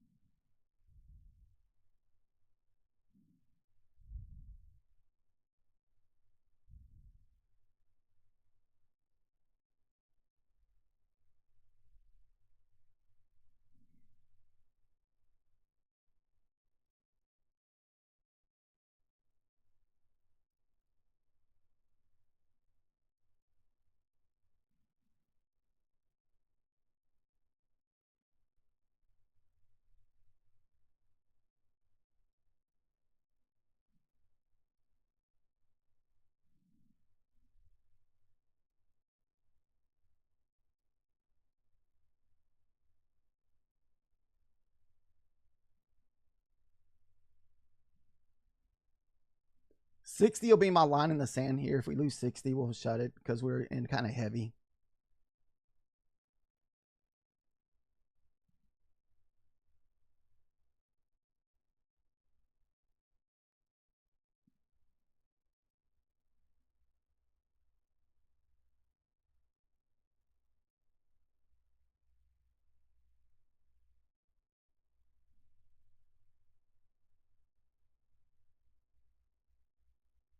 Ah. So hoping for a better push.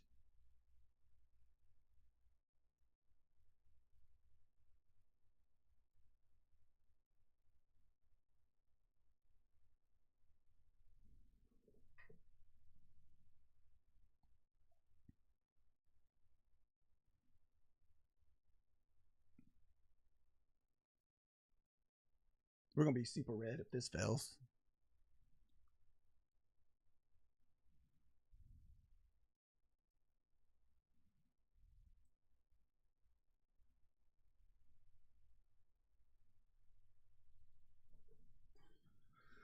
We're going to go to break even since we're in kind of heavy here.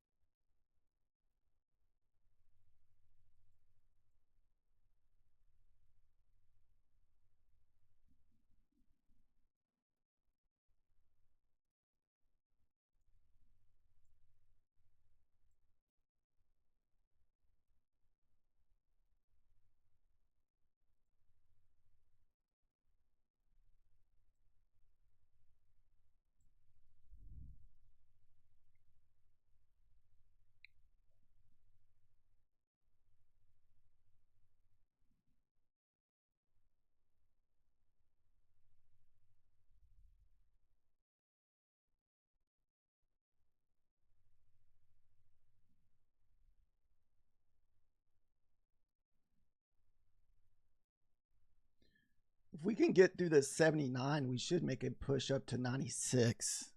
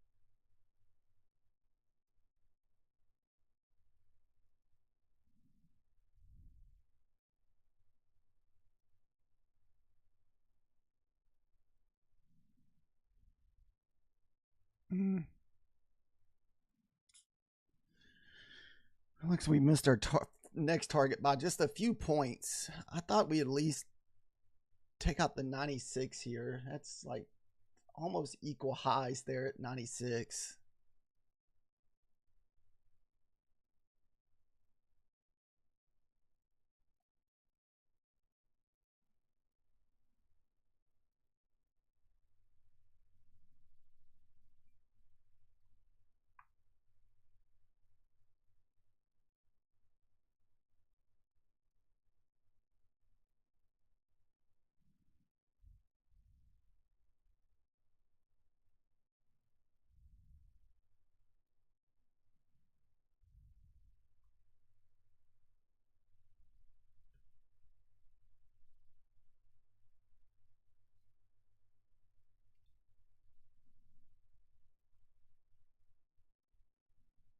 Ah, come on.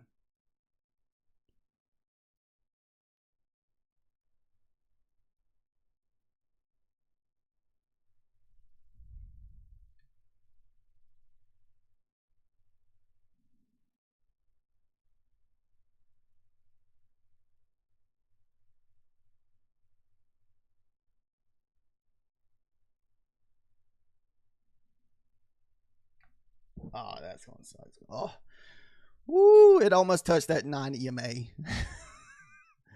I almost want to go back to break even, but man. All right. Didn't get the big runner like we were hoping for.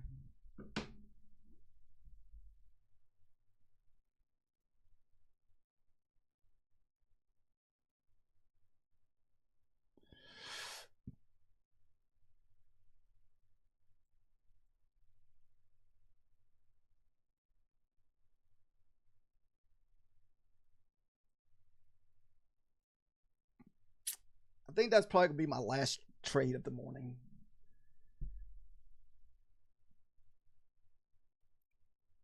I was really hoping for the breakout there. Maybe at least up to the 420s or even higher after we got above this IBH here. I was hoping to kind of try to get in right below the IBH here and try to look for the big move to the upside.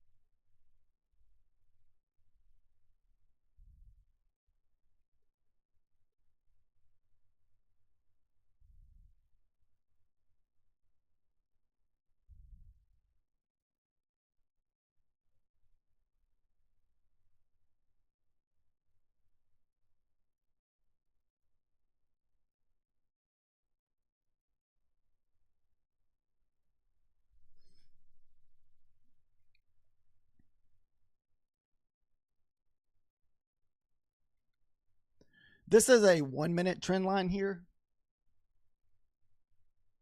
but I wouldn't feel very comfortable taking this into your 50 EMA, which I don't know. I guess we have touched that EMA once on the 50 here, so it may not hold a second. It probably won't hold a second time.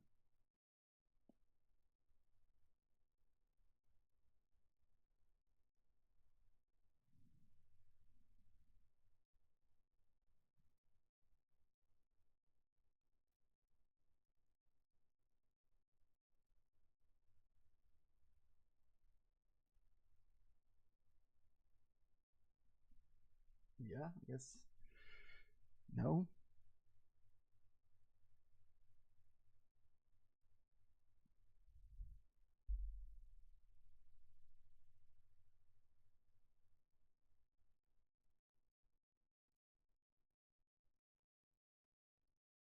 Nope.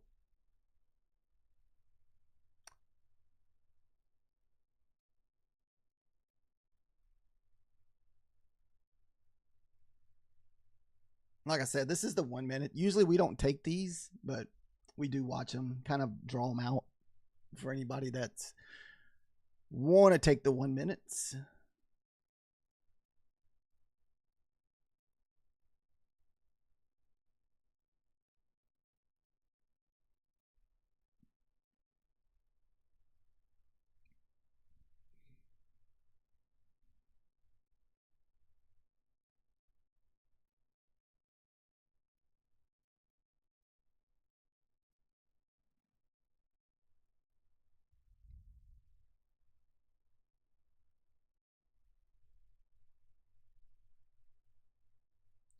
Now, I feel like if the NASDAQ can lose that 22 level, I feel like we may get a nice little push down because that's at yesterday's close.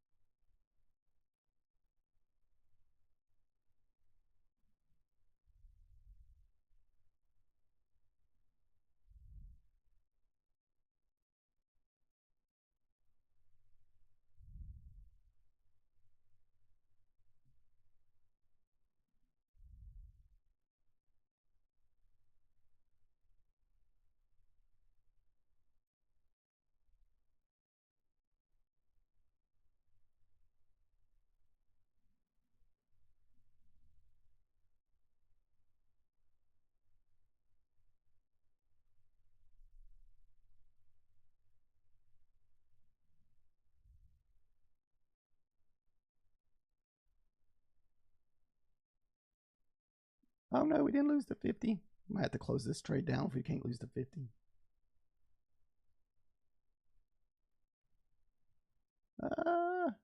Right there, edit.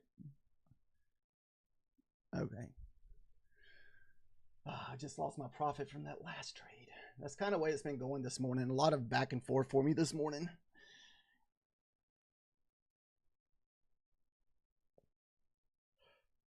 I guess I'm gonna have to walk away from the charts. If not, we'll just keep over trading. So this morning's kind of been a back and forth. I get a win, then the next one is kind of losing. Like I said, we are trading a little aggressive, just being an eval.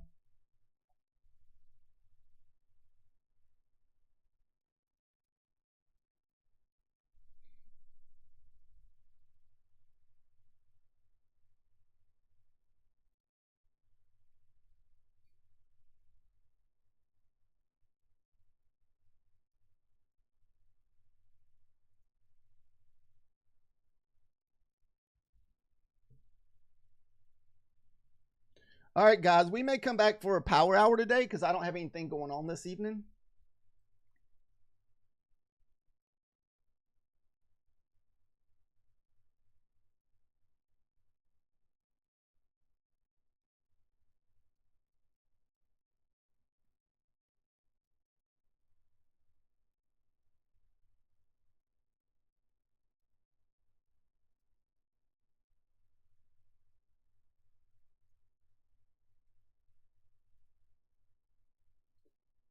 It looks heavy.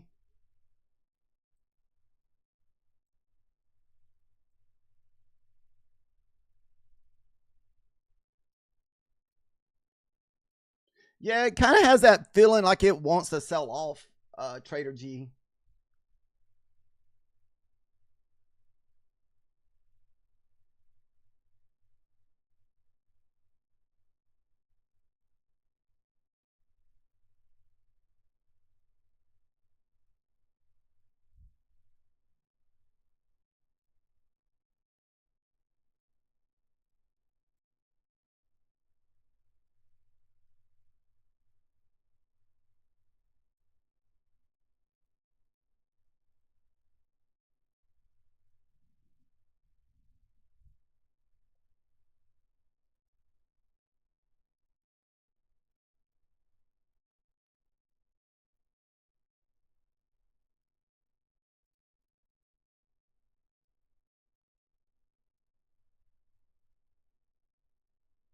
Sucking one drop and move. Yeah, no, I can see it there. It's definitely consolidating here.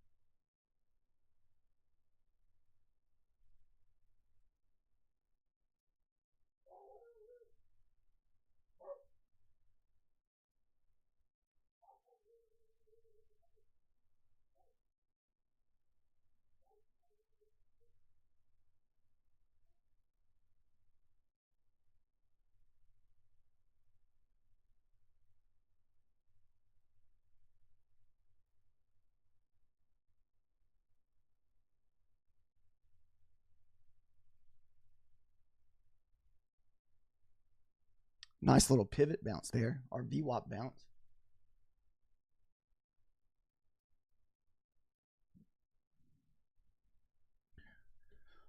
Like I said, guys, we're not taking any more trades. We're just kind of watching. I just kind of see what happens with this next move here.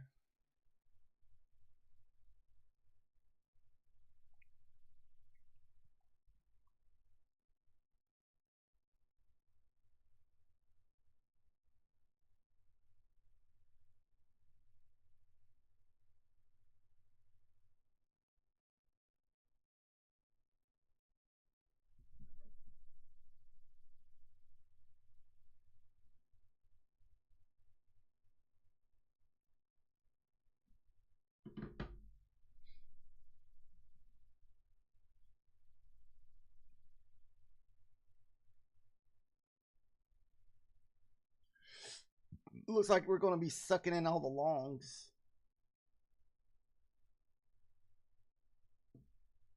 Or maybe this is the fake out here before we rip up. Who knows? This is a lot of a consolidation here.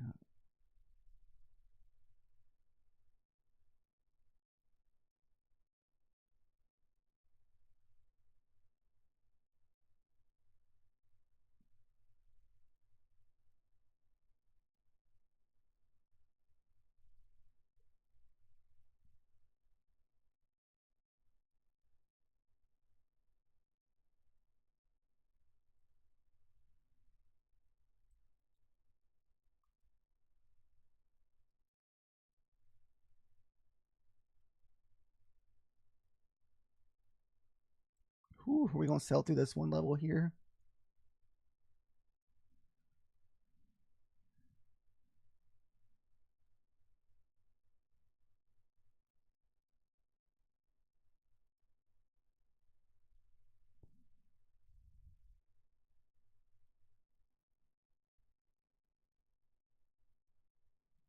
And this is your 50% mark again.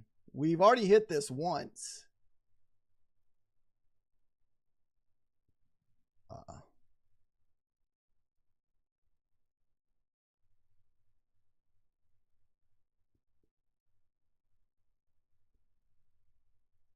Now, if the opening range high holds, this 31, a lot of times if we push through this opening range high and this level at 31 holds, a lot of times we'll get a push down to the opening range low.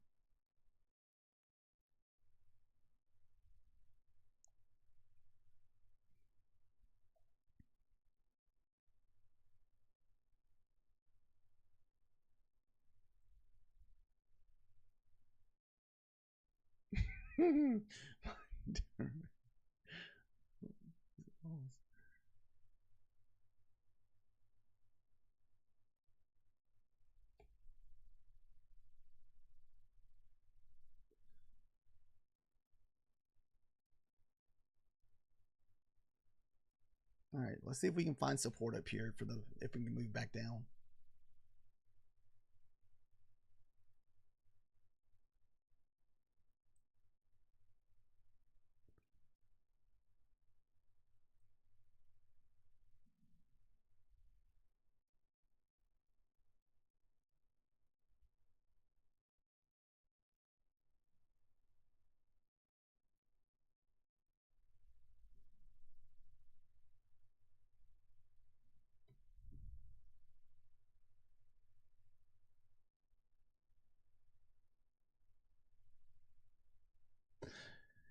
Yeah, I'm trying not to get a bias because I'll find myself looking for shorts only.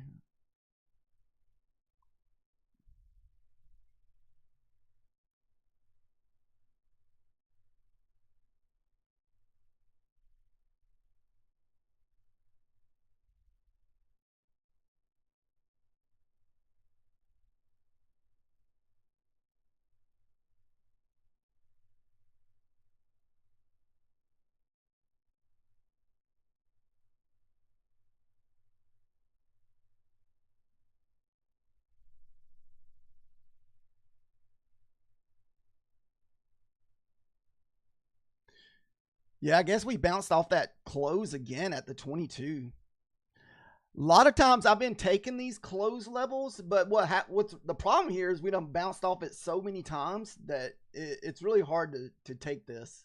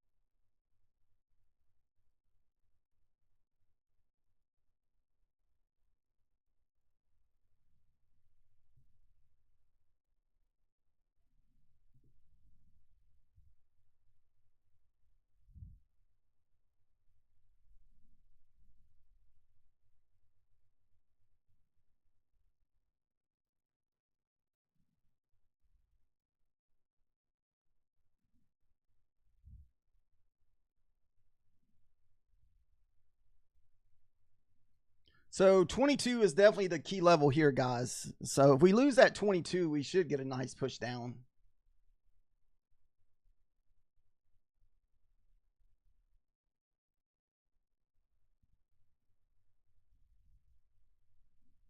I mean, I don't see how we bounce at this again.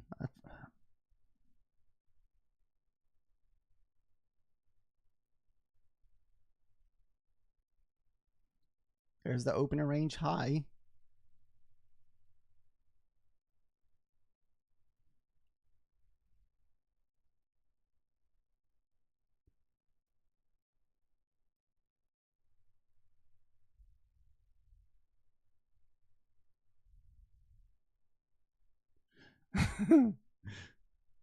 Come on. I mean, I wouldn't mind a short if we got below the session mid. And this opener range right here holds at 31.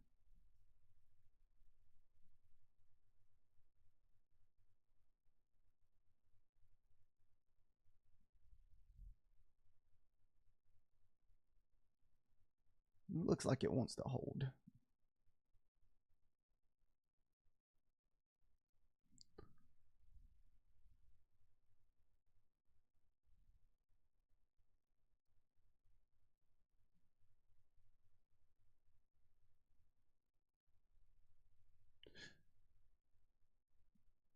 $22 is kind of my line in the sand here.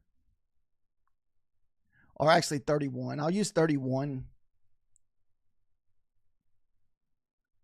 We got to stay below 22 realistically. All right. That's the first target. Let me find the...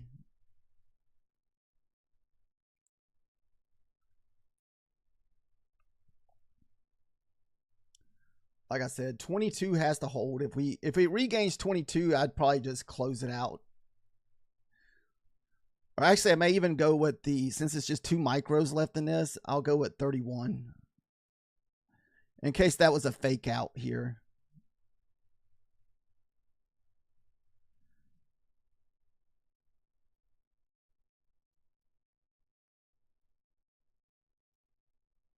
No, it reclaimed the 22.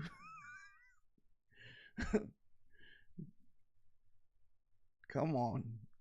Give it up.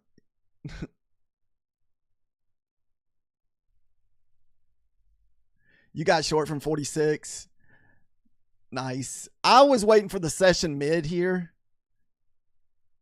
to break. I was hoping it would continue down below that level, but man, we keep stalling just right below it again.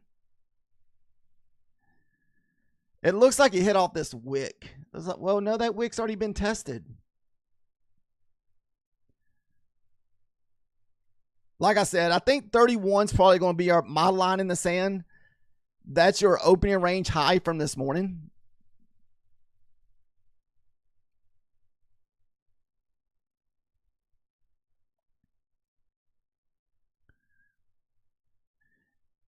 And see what's going on at this 22 level. See, that's yesterday's close. So anytime we have a close level, there's always tons of support around that close. But once we lose it and get away from it, we should make a nice push down.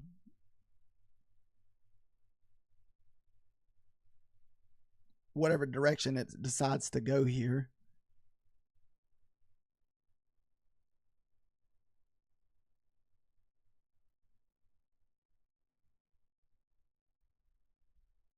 Looks like I'm going to get stopped out. So we hit our first target with the 3 contracts. We still had two left over and no go on the runner.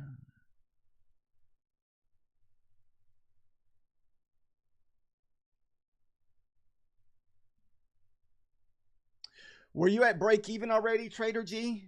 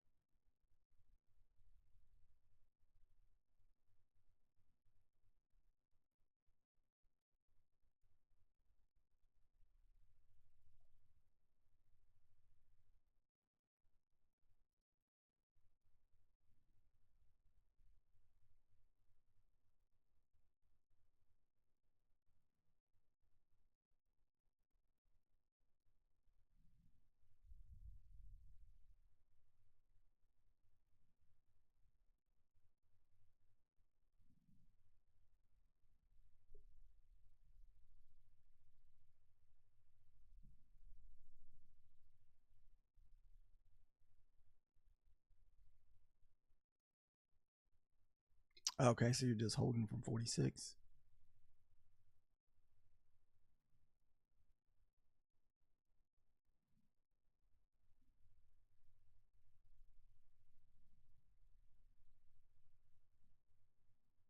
Not a bad, because that'd be your 50 EMA there.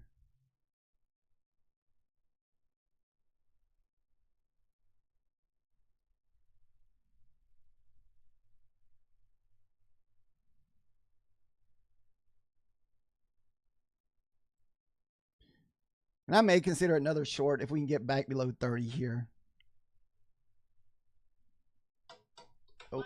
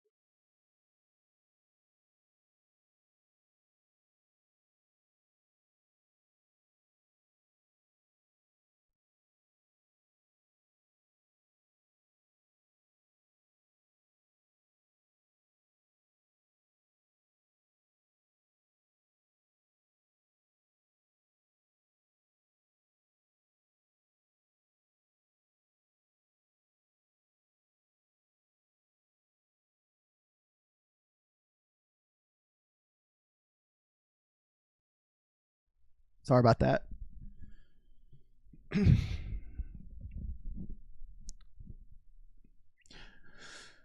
Trader G, did you get stopped out at the 46 or are you still holding? This could just be a complete fake out to the upside. Man, my runners are just getting hammered today. That's why we're just shooting for the first initial 10. And if we can get good runners, great. If not, we'll just take our 10 points and move on.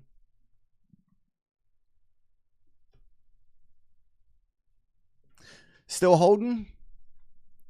Now, if we can get back below 31, I would be interested in another short. But as long as that opening range high holds, and you can see it held, we pushed above it, retested, then that's where we got that next little breakout candle. That sucks because we did not take out that one level up here at the 16s. We have a data wick back up here at the 16s.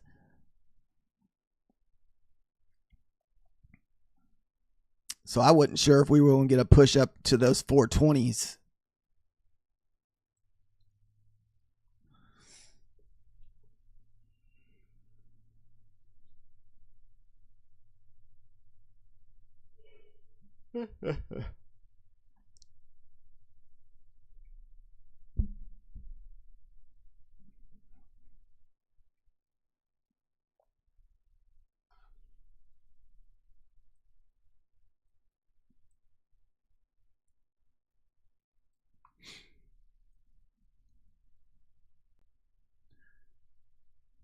I hate that we haven't had really no good 3-minute breakout today. It looks like we had one pre-market. Even that one's kind of ugly. And I want to say John took it on the 5-minute. I thought I saw him over in Methodical Man saying he took it on the 5-minute. Either 5-minute or 3 minutes. I'm not sure which one.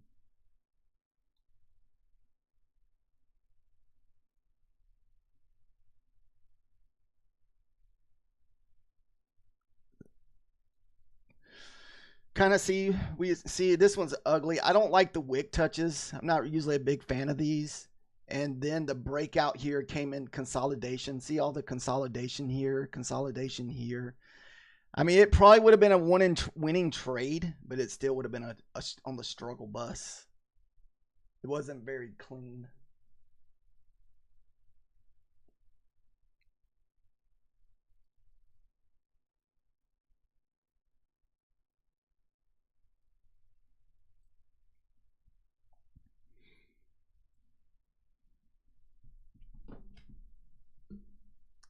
What's your stop loss, trader?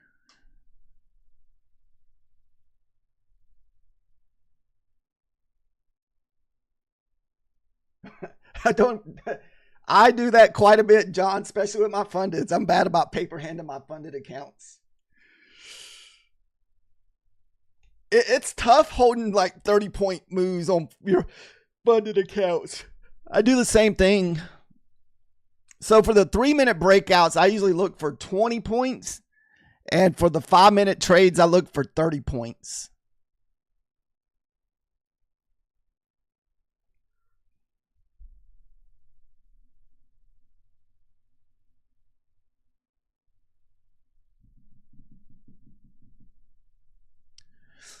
I know the feeling. I do that myself.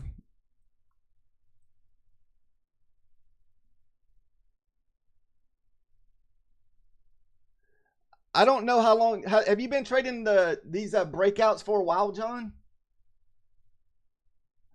The one thing I stay away from the breakouts is when there's consolidation at the breakout.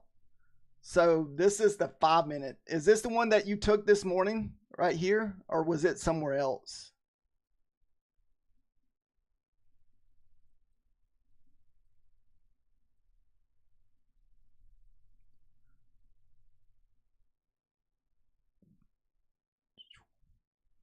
Yeah. Yeah, it would have been 30 points if you got long. So 9-10. What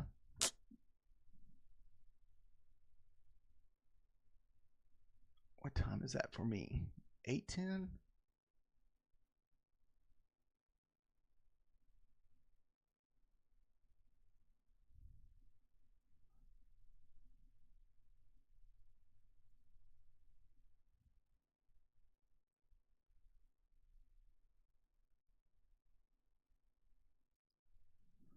So around there.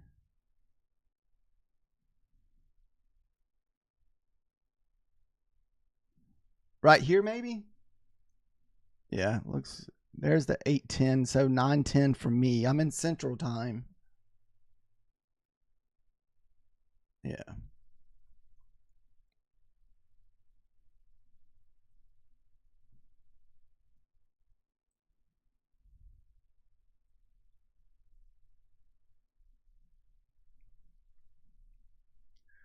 Okay, so you're in Pacific. Oh, 6:10 for you. Okay, so that, I think that's 2 hours behind me. So 8:35 for me then.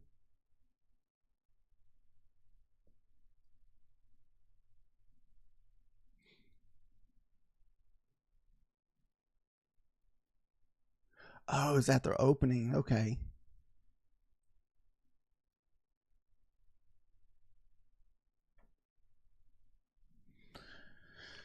Boy, these candles are so seek and destroy today.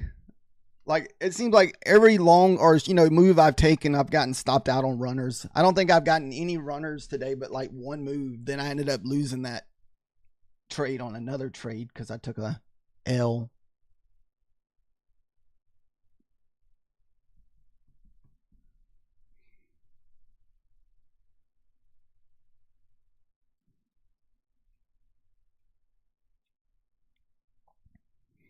We still have not broke above our IBH to the top side, which is up here at the 405s.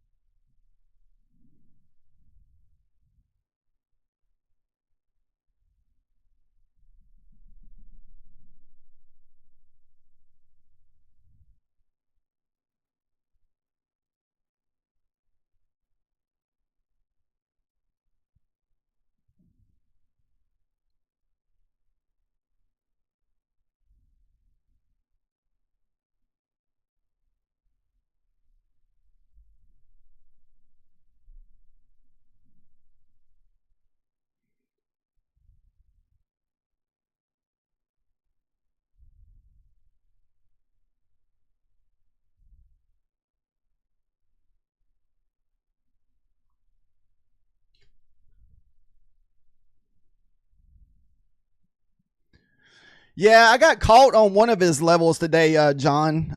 I got caught on that false breakout short this morning. But I did catch his long. I did catch a long and short, but the move was definitely the longs this morning.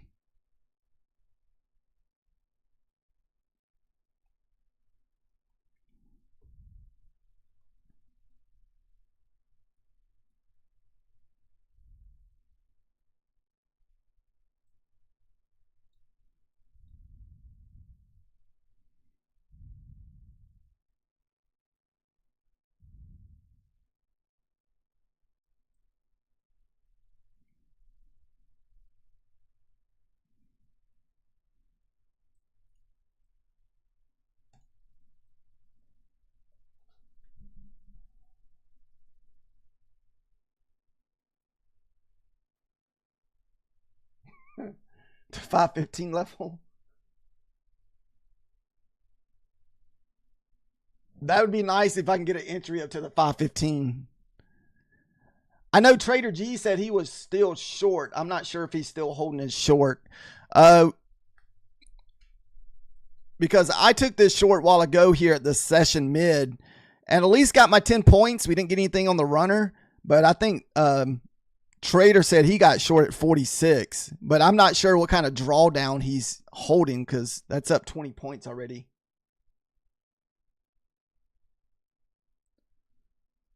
Let's see.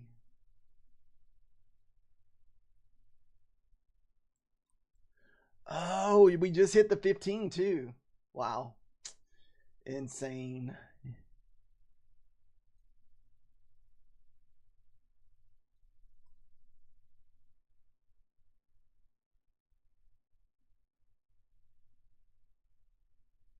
What's up, Outer?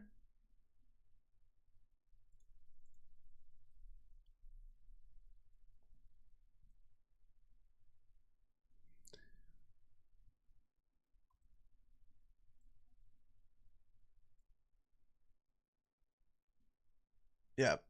This was where I got my long at this morning off Manzini's when it bounced off of here a few times at the 93.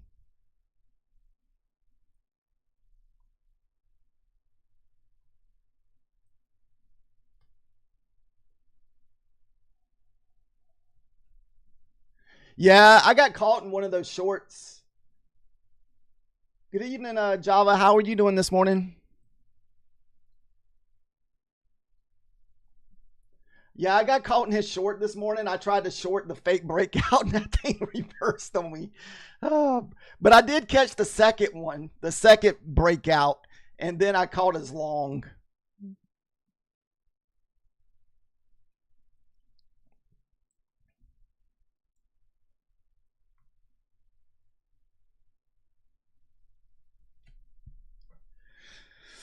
So far, we're just basically consolidating. I mean, you can still see the consolidation. This is.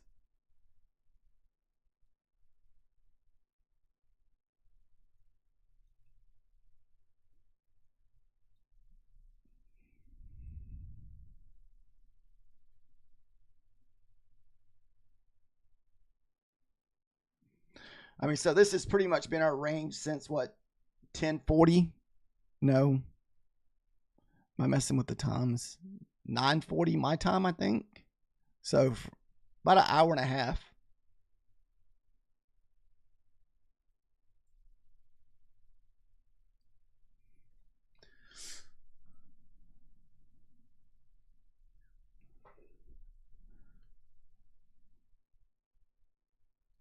Hopefully, Trader G's short works out. Yeah, this price action is super tough today. I mean, it's just ugly grinding either higher or lower today, Trader G.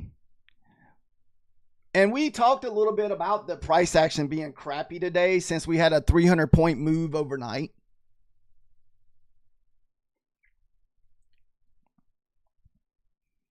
It's pretty normal.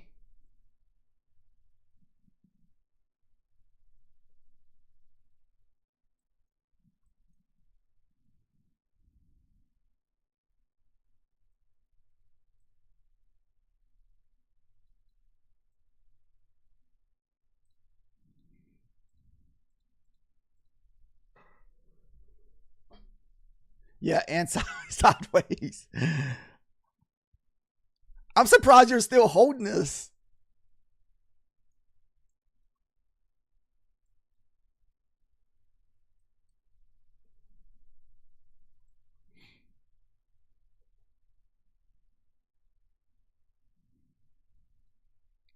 Come on, boner candle to the downside.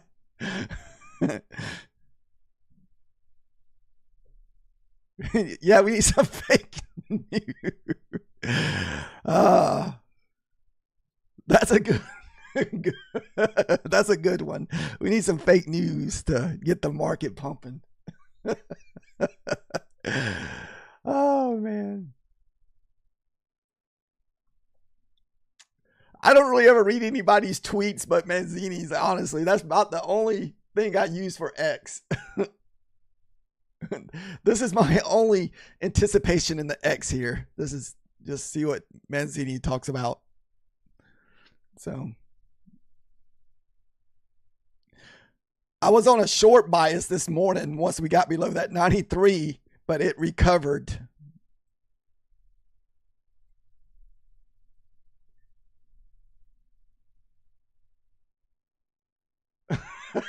Just get a heads up. Not a bad idea. Especially if you get caught one of those like crazy movements, because we've had a few of those.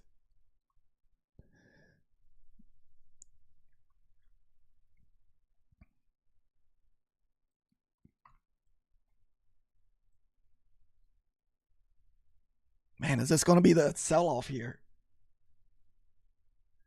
If we can get below this 56 trauma level, we might get a push.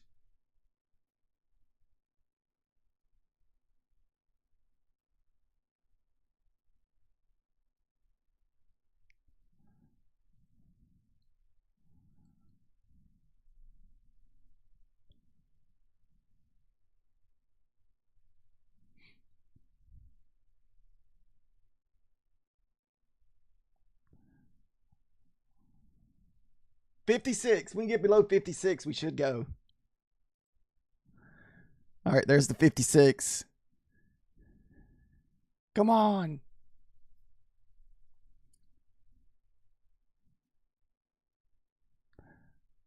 There's no way I'll hold it like you're holding it because I'd rather just shut mine down. Above 60 is kind of my line in the sand on this one. Because you needed to really physically lose that 56 level. Oh, man, I might have got just burned with you there, trader. Come on. Crazy wick action.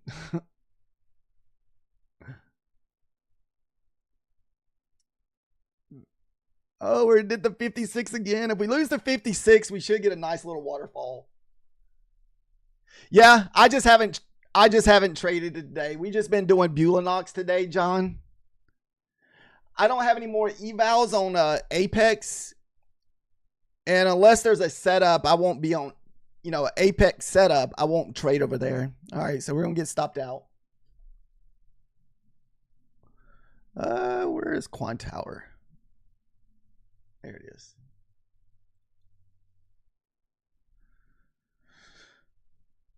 Yeah, I haven't taken a trade on Quant Tower since last week or the week before. Or maybe it was last week because whenever I was in Georgia. Yeah, Methodical Man was telling me about that. I guess that would be almost a cheaper way to go than instead of paying for what we have to pay for Trading View. It's taking a minute to load.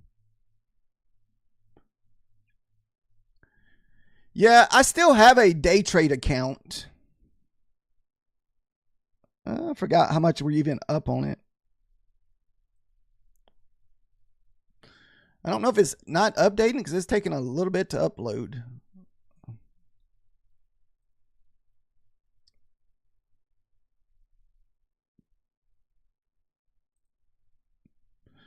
All right, we'll restart it here.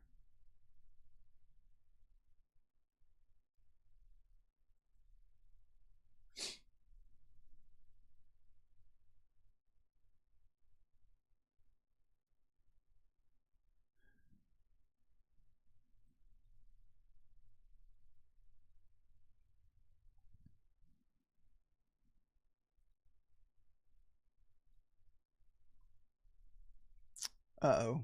Sorry about that with the charts.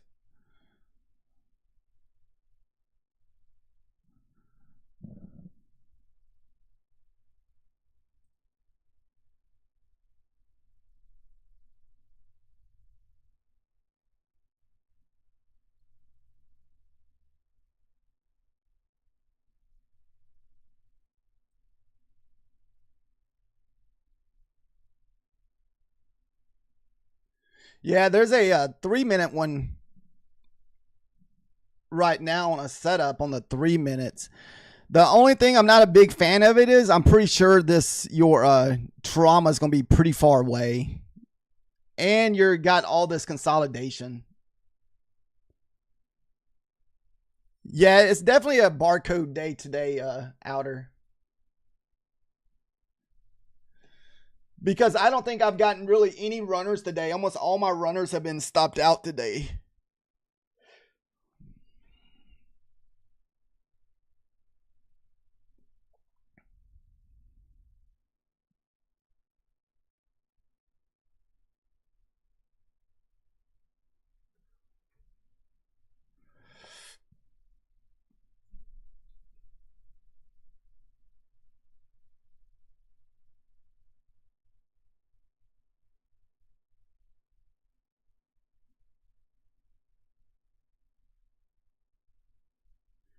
Right now, if you're looking on the 3-minute, we're just in a big wedge.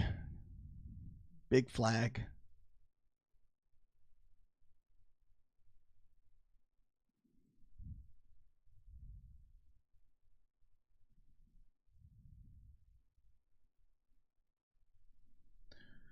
And the only thing I hate about the top breakout is that you're breaking out at the top of this next high here.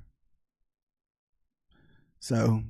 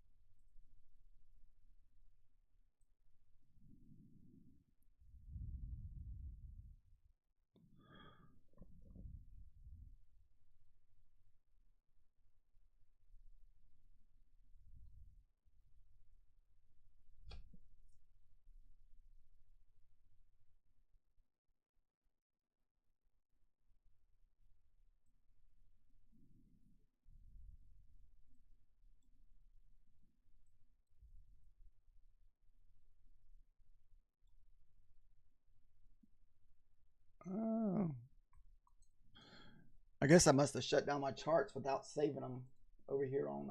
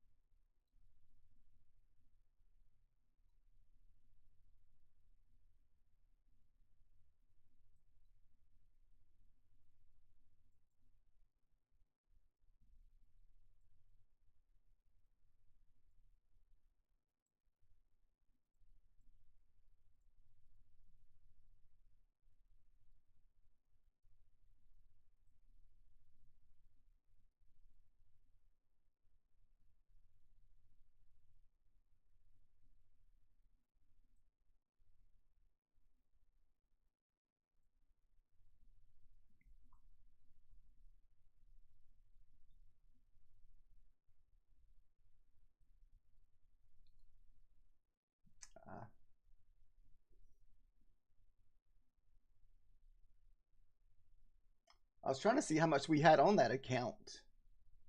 I know we've traded it. I just don't know how much we have. It looks like we're up $660 on that account.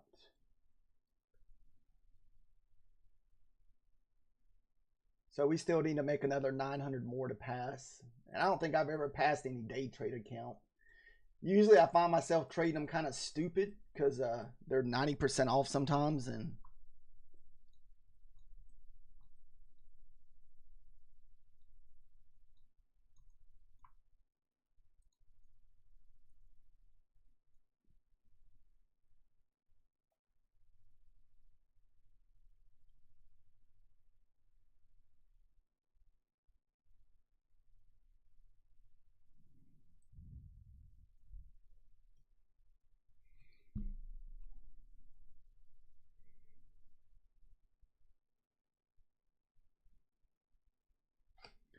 And we still have that 16 level up there.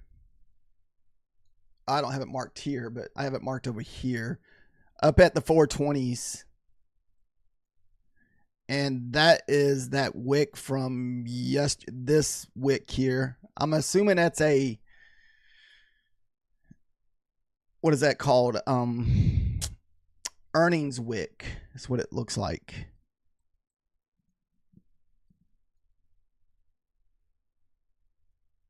So that was what, 320, almost 100-point candle wick. Oh wait, that was yesterday morning. I'm not sure. I guess I wasn't trading yesterday morning, so I'm not really sure what that was from.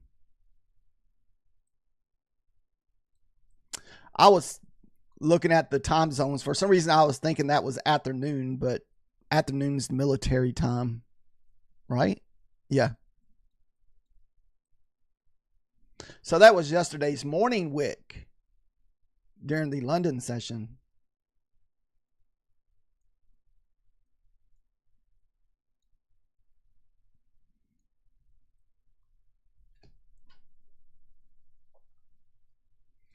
Like I said, we did have a ugly looking little 3-minute break here, but like I said, I wasn't a fan of it, so we didn't take it. The break was too close to here, so that's why I didn't like that one.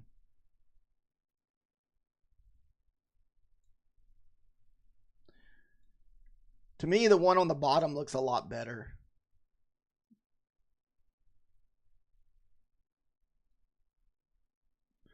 The only knock on the bottom is the sideways trading. If it didn't have the sideways trading, that would even make it better. But with the sideways trading, that they're going to suck, because a lot of times when you go into consolidation on these breakouts, you don't get the big move right away.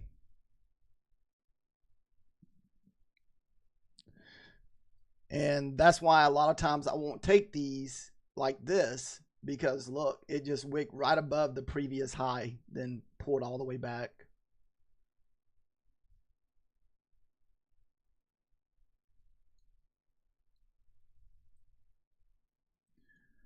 Maybe for evals, I think I would take these, but as far as funded trades, I don't. So these are just things I look for whenever I decide if I'm going to take funded trades.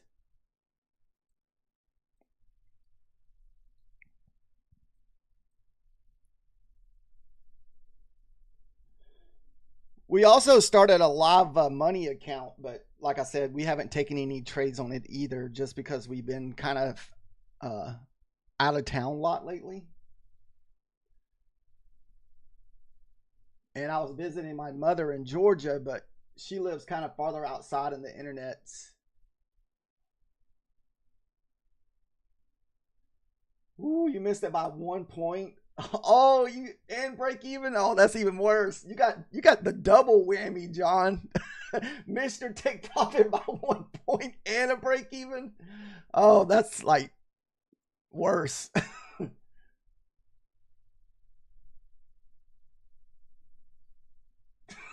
That's like, that is definitely like the double whammy there. It's one thing to miss your take profit, but like miss it by 1 point, then get break even. Oh, that irritates me so bad.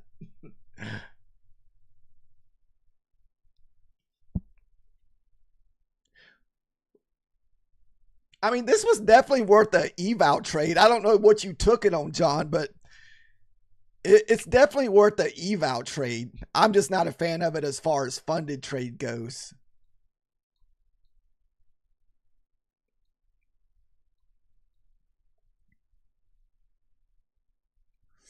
It's probably going to go back and take your 20 points, because I still feel like we could possibly get that 420 push.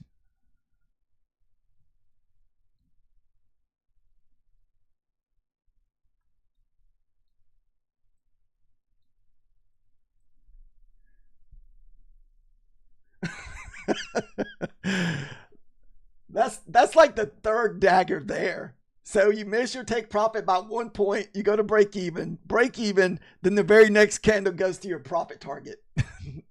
That's like the triple dirty move there. Oh, that happens to everybody though. But it does irritate you.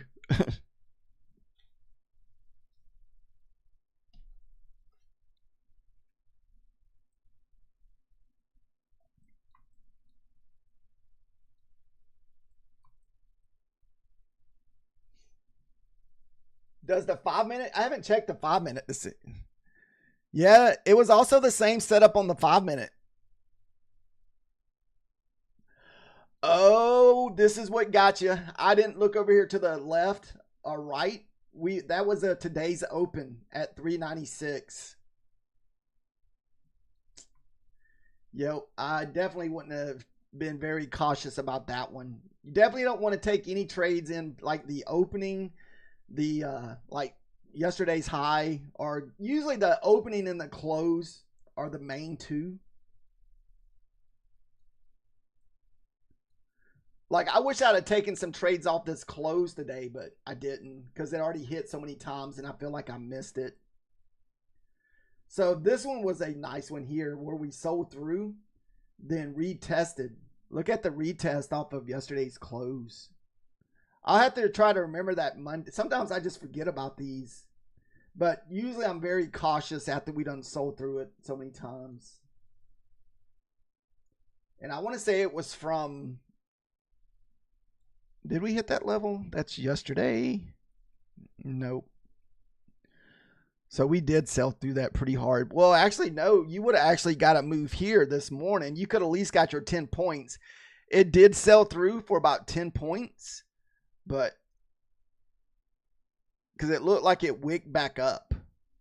Like it wigged down, then pulled all the way back up before this candle formed here at the 40s. Then that candle pushed through. Then it looked like it retested. You kind of see the wick. It pushed back up through that level, then sold.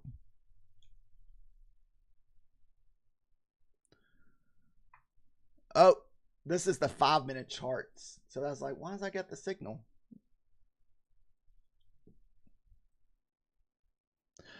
That's why I missed. Okay, there it is. I was like, why am I missing that? I guess that was taking a minute to pop up. Yeah, I'm about to call it good too, Outer. I may come back for a power hour this evening. I need to start streaming and streaming more than I have been. I've just had so much going on back in April and quite a bit going on this month. So like later in 2 more weeks, we're going back to Georgia again because my mother's having heart surgery in a couple weeks. So we were going to go down there for that. Because surgeries are always kind of scary. So, especially that kind of invasive surgery.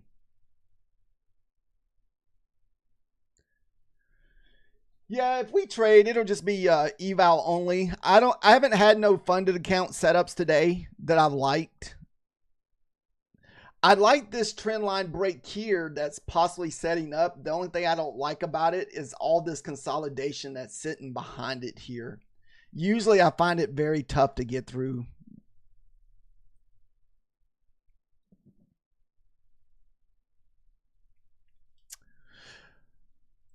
All right, guys, we're going to take a quick little break. And like I said, we'll come back for the power hour this evening.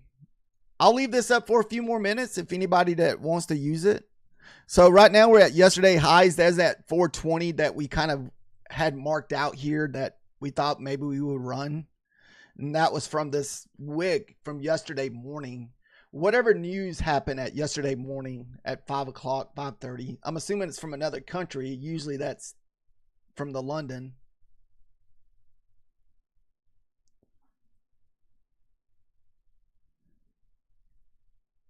Man, it's like it's 500 in play up here.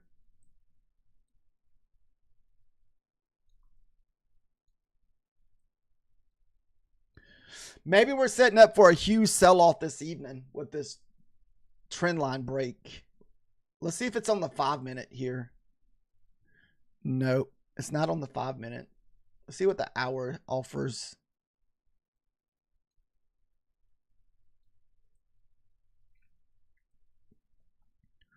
Man, I really thought we were going to sell off this morning from watching the hourly chart. We had like this 2 little candle pullback here, and I thought this was going to be the sell off. We had a huge fair value gap to the downside here that we left open from yesterday, or from the 20. Yeah, that yesterday or overnight. Oh, maybe this was overnight because it says the 25th. So this was at 7 to 8 o'clock on the 25th. Well, that's the day. What is going? Oh, okay. There's 2 dates. I'm sorry. That is right. So this is yesterday's. So I see it now. It says Thursday the 24th down there, but it also says April 25th. That was kind of what was messing with me. So.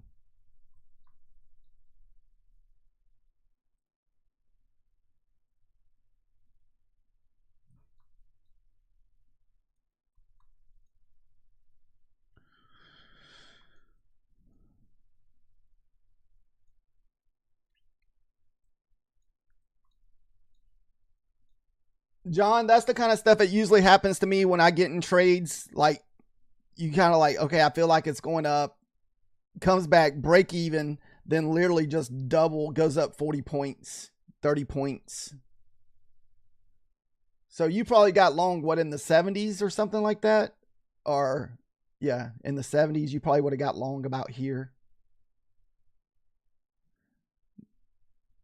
Then that's your 20-point candle there. Then that one came back, break even. Okay, so you got long at 77, 79, I'm assuming, was your entry.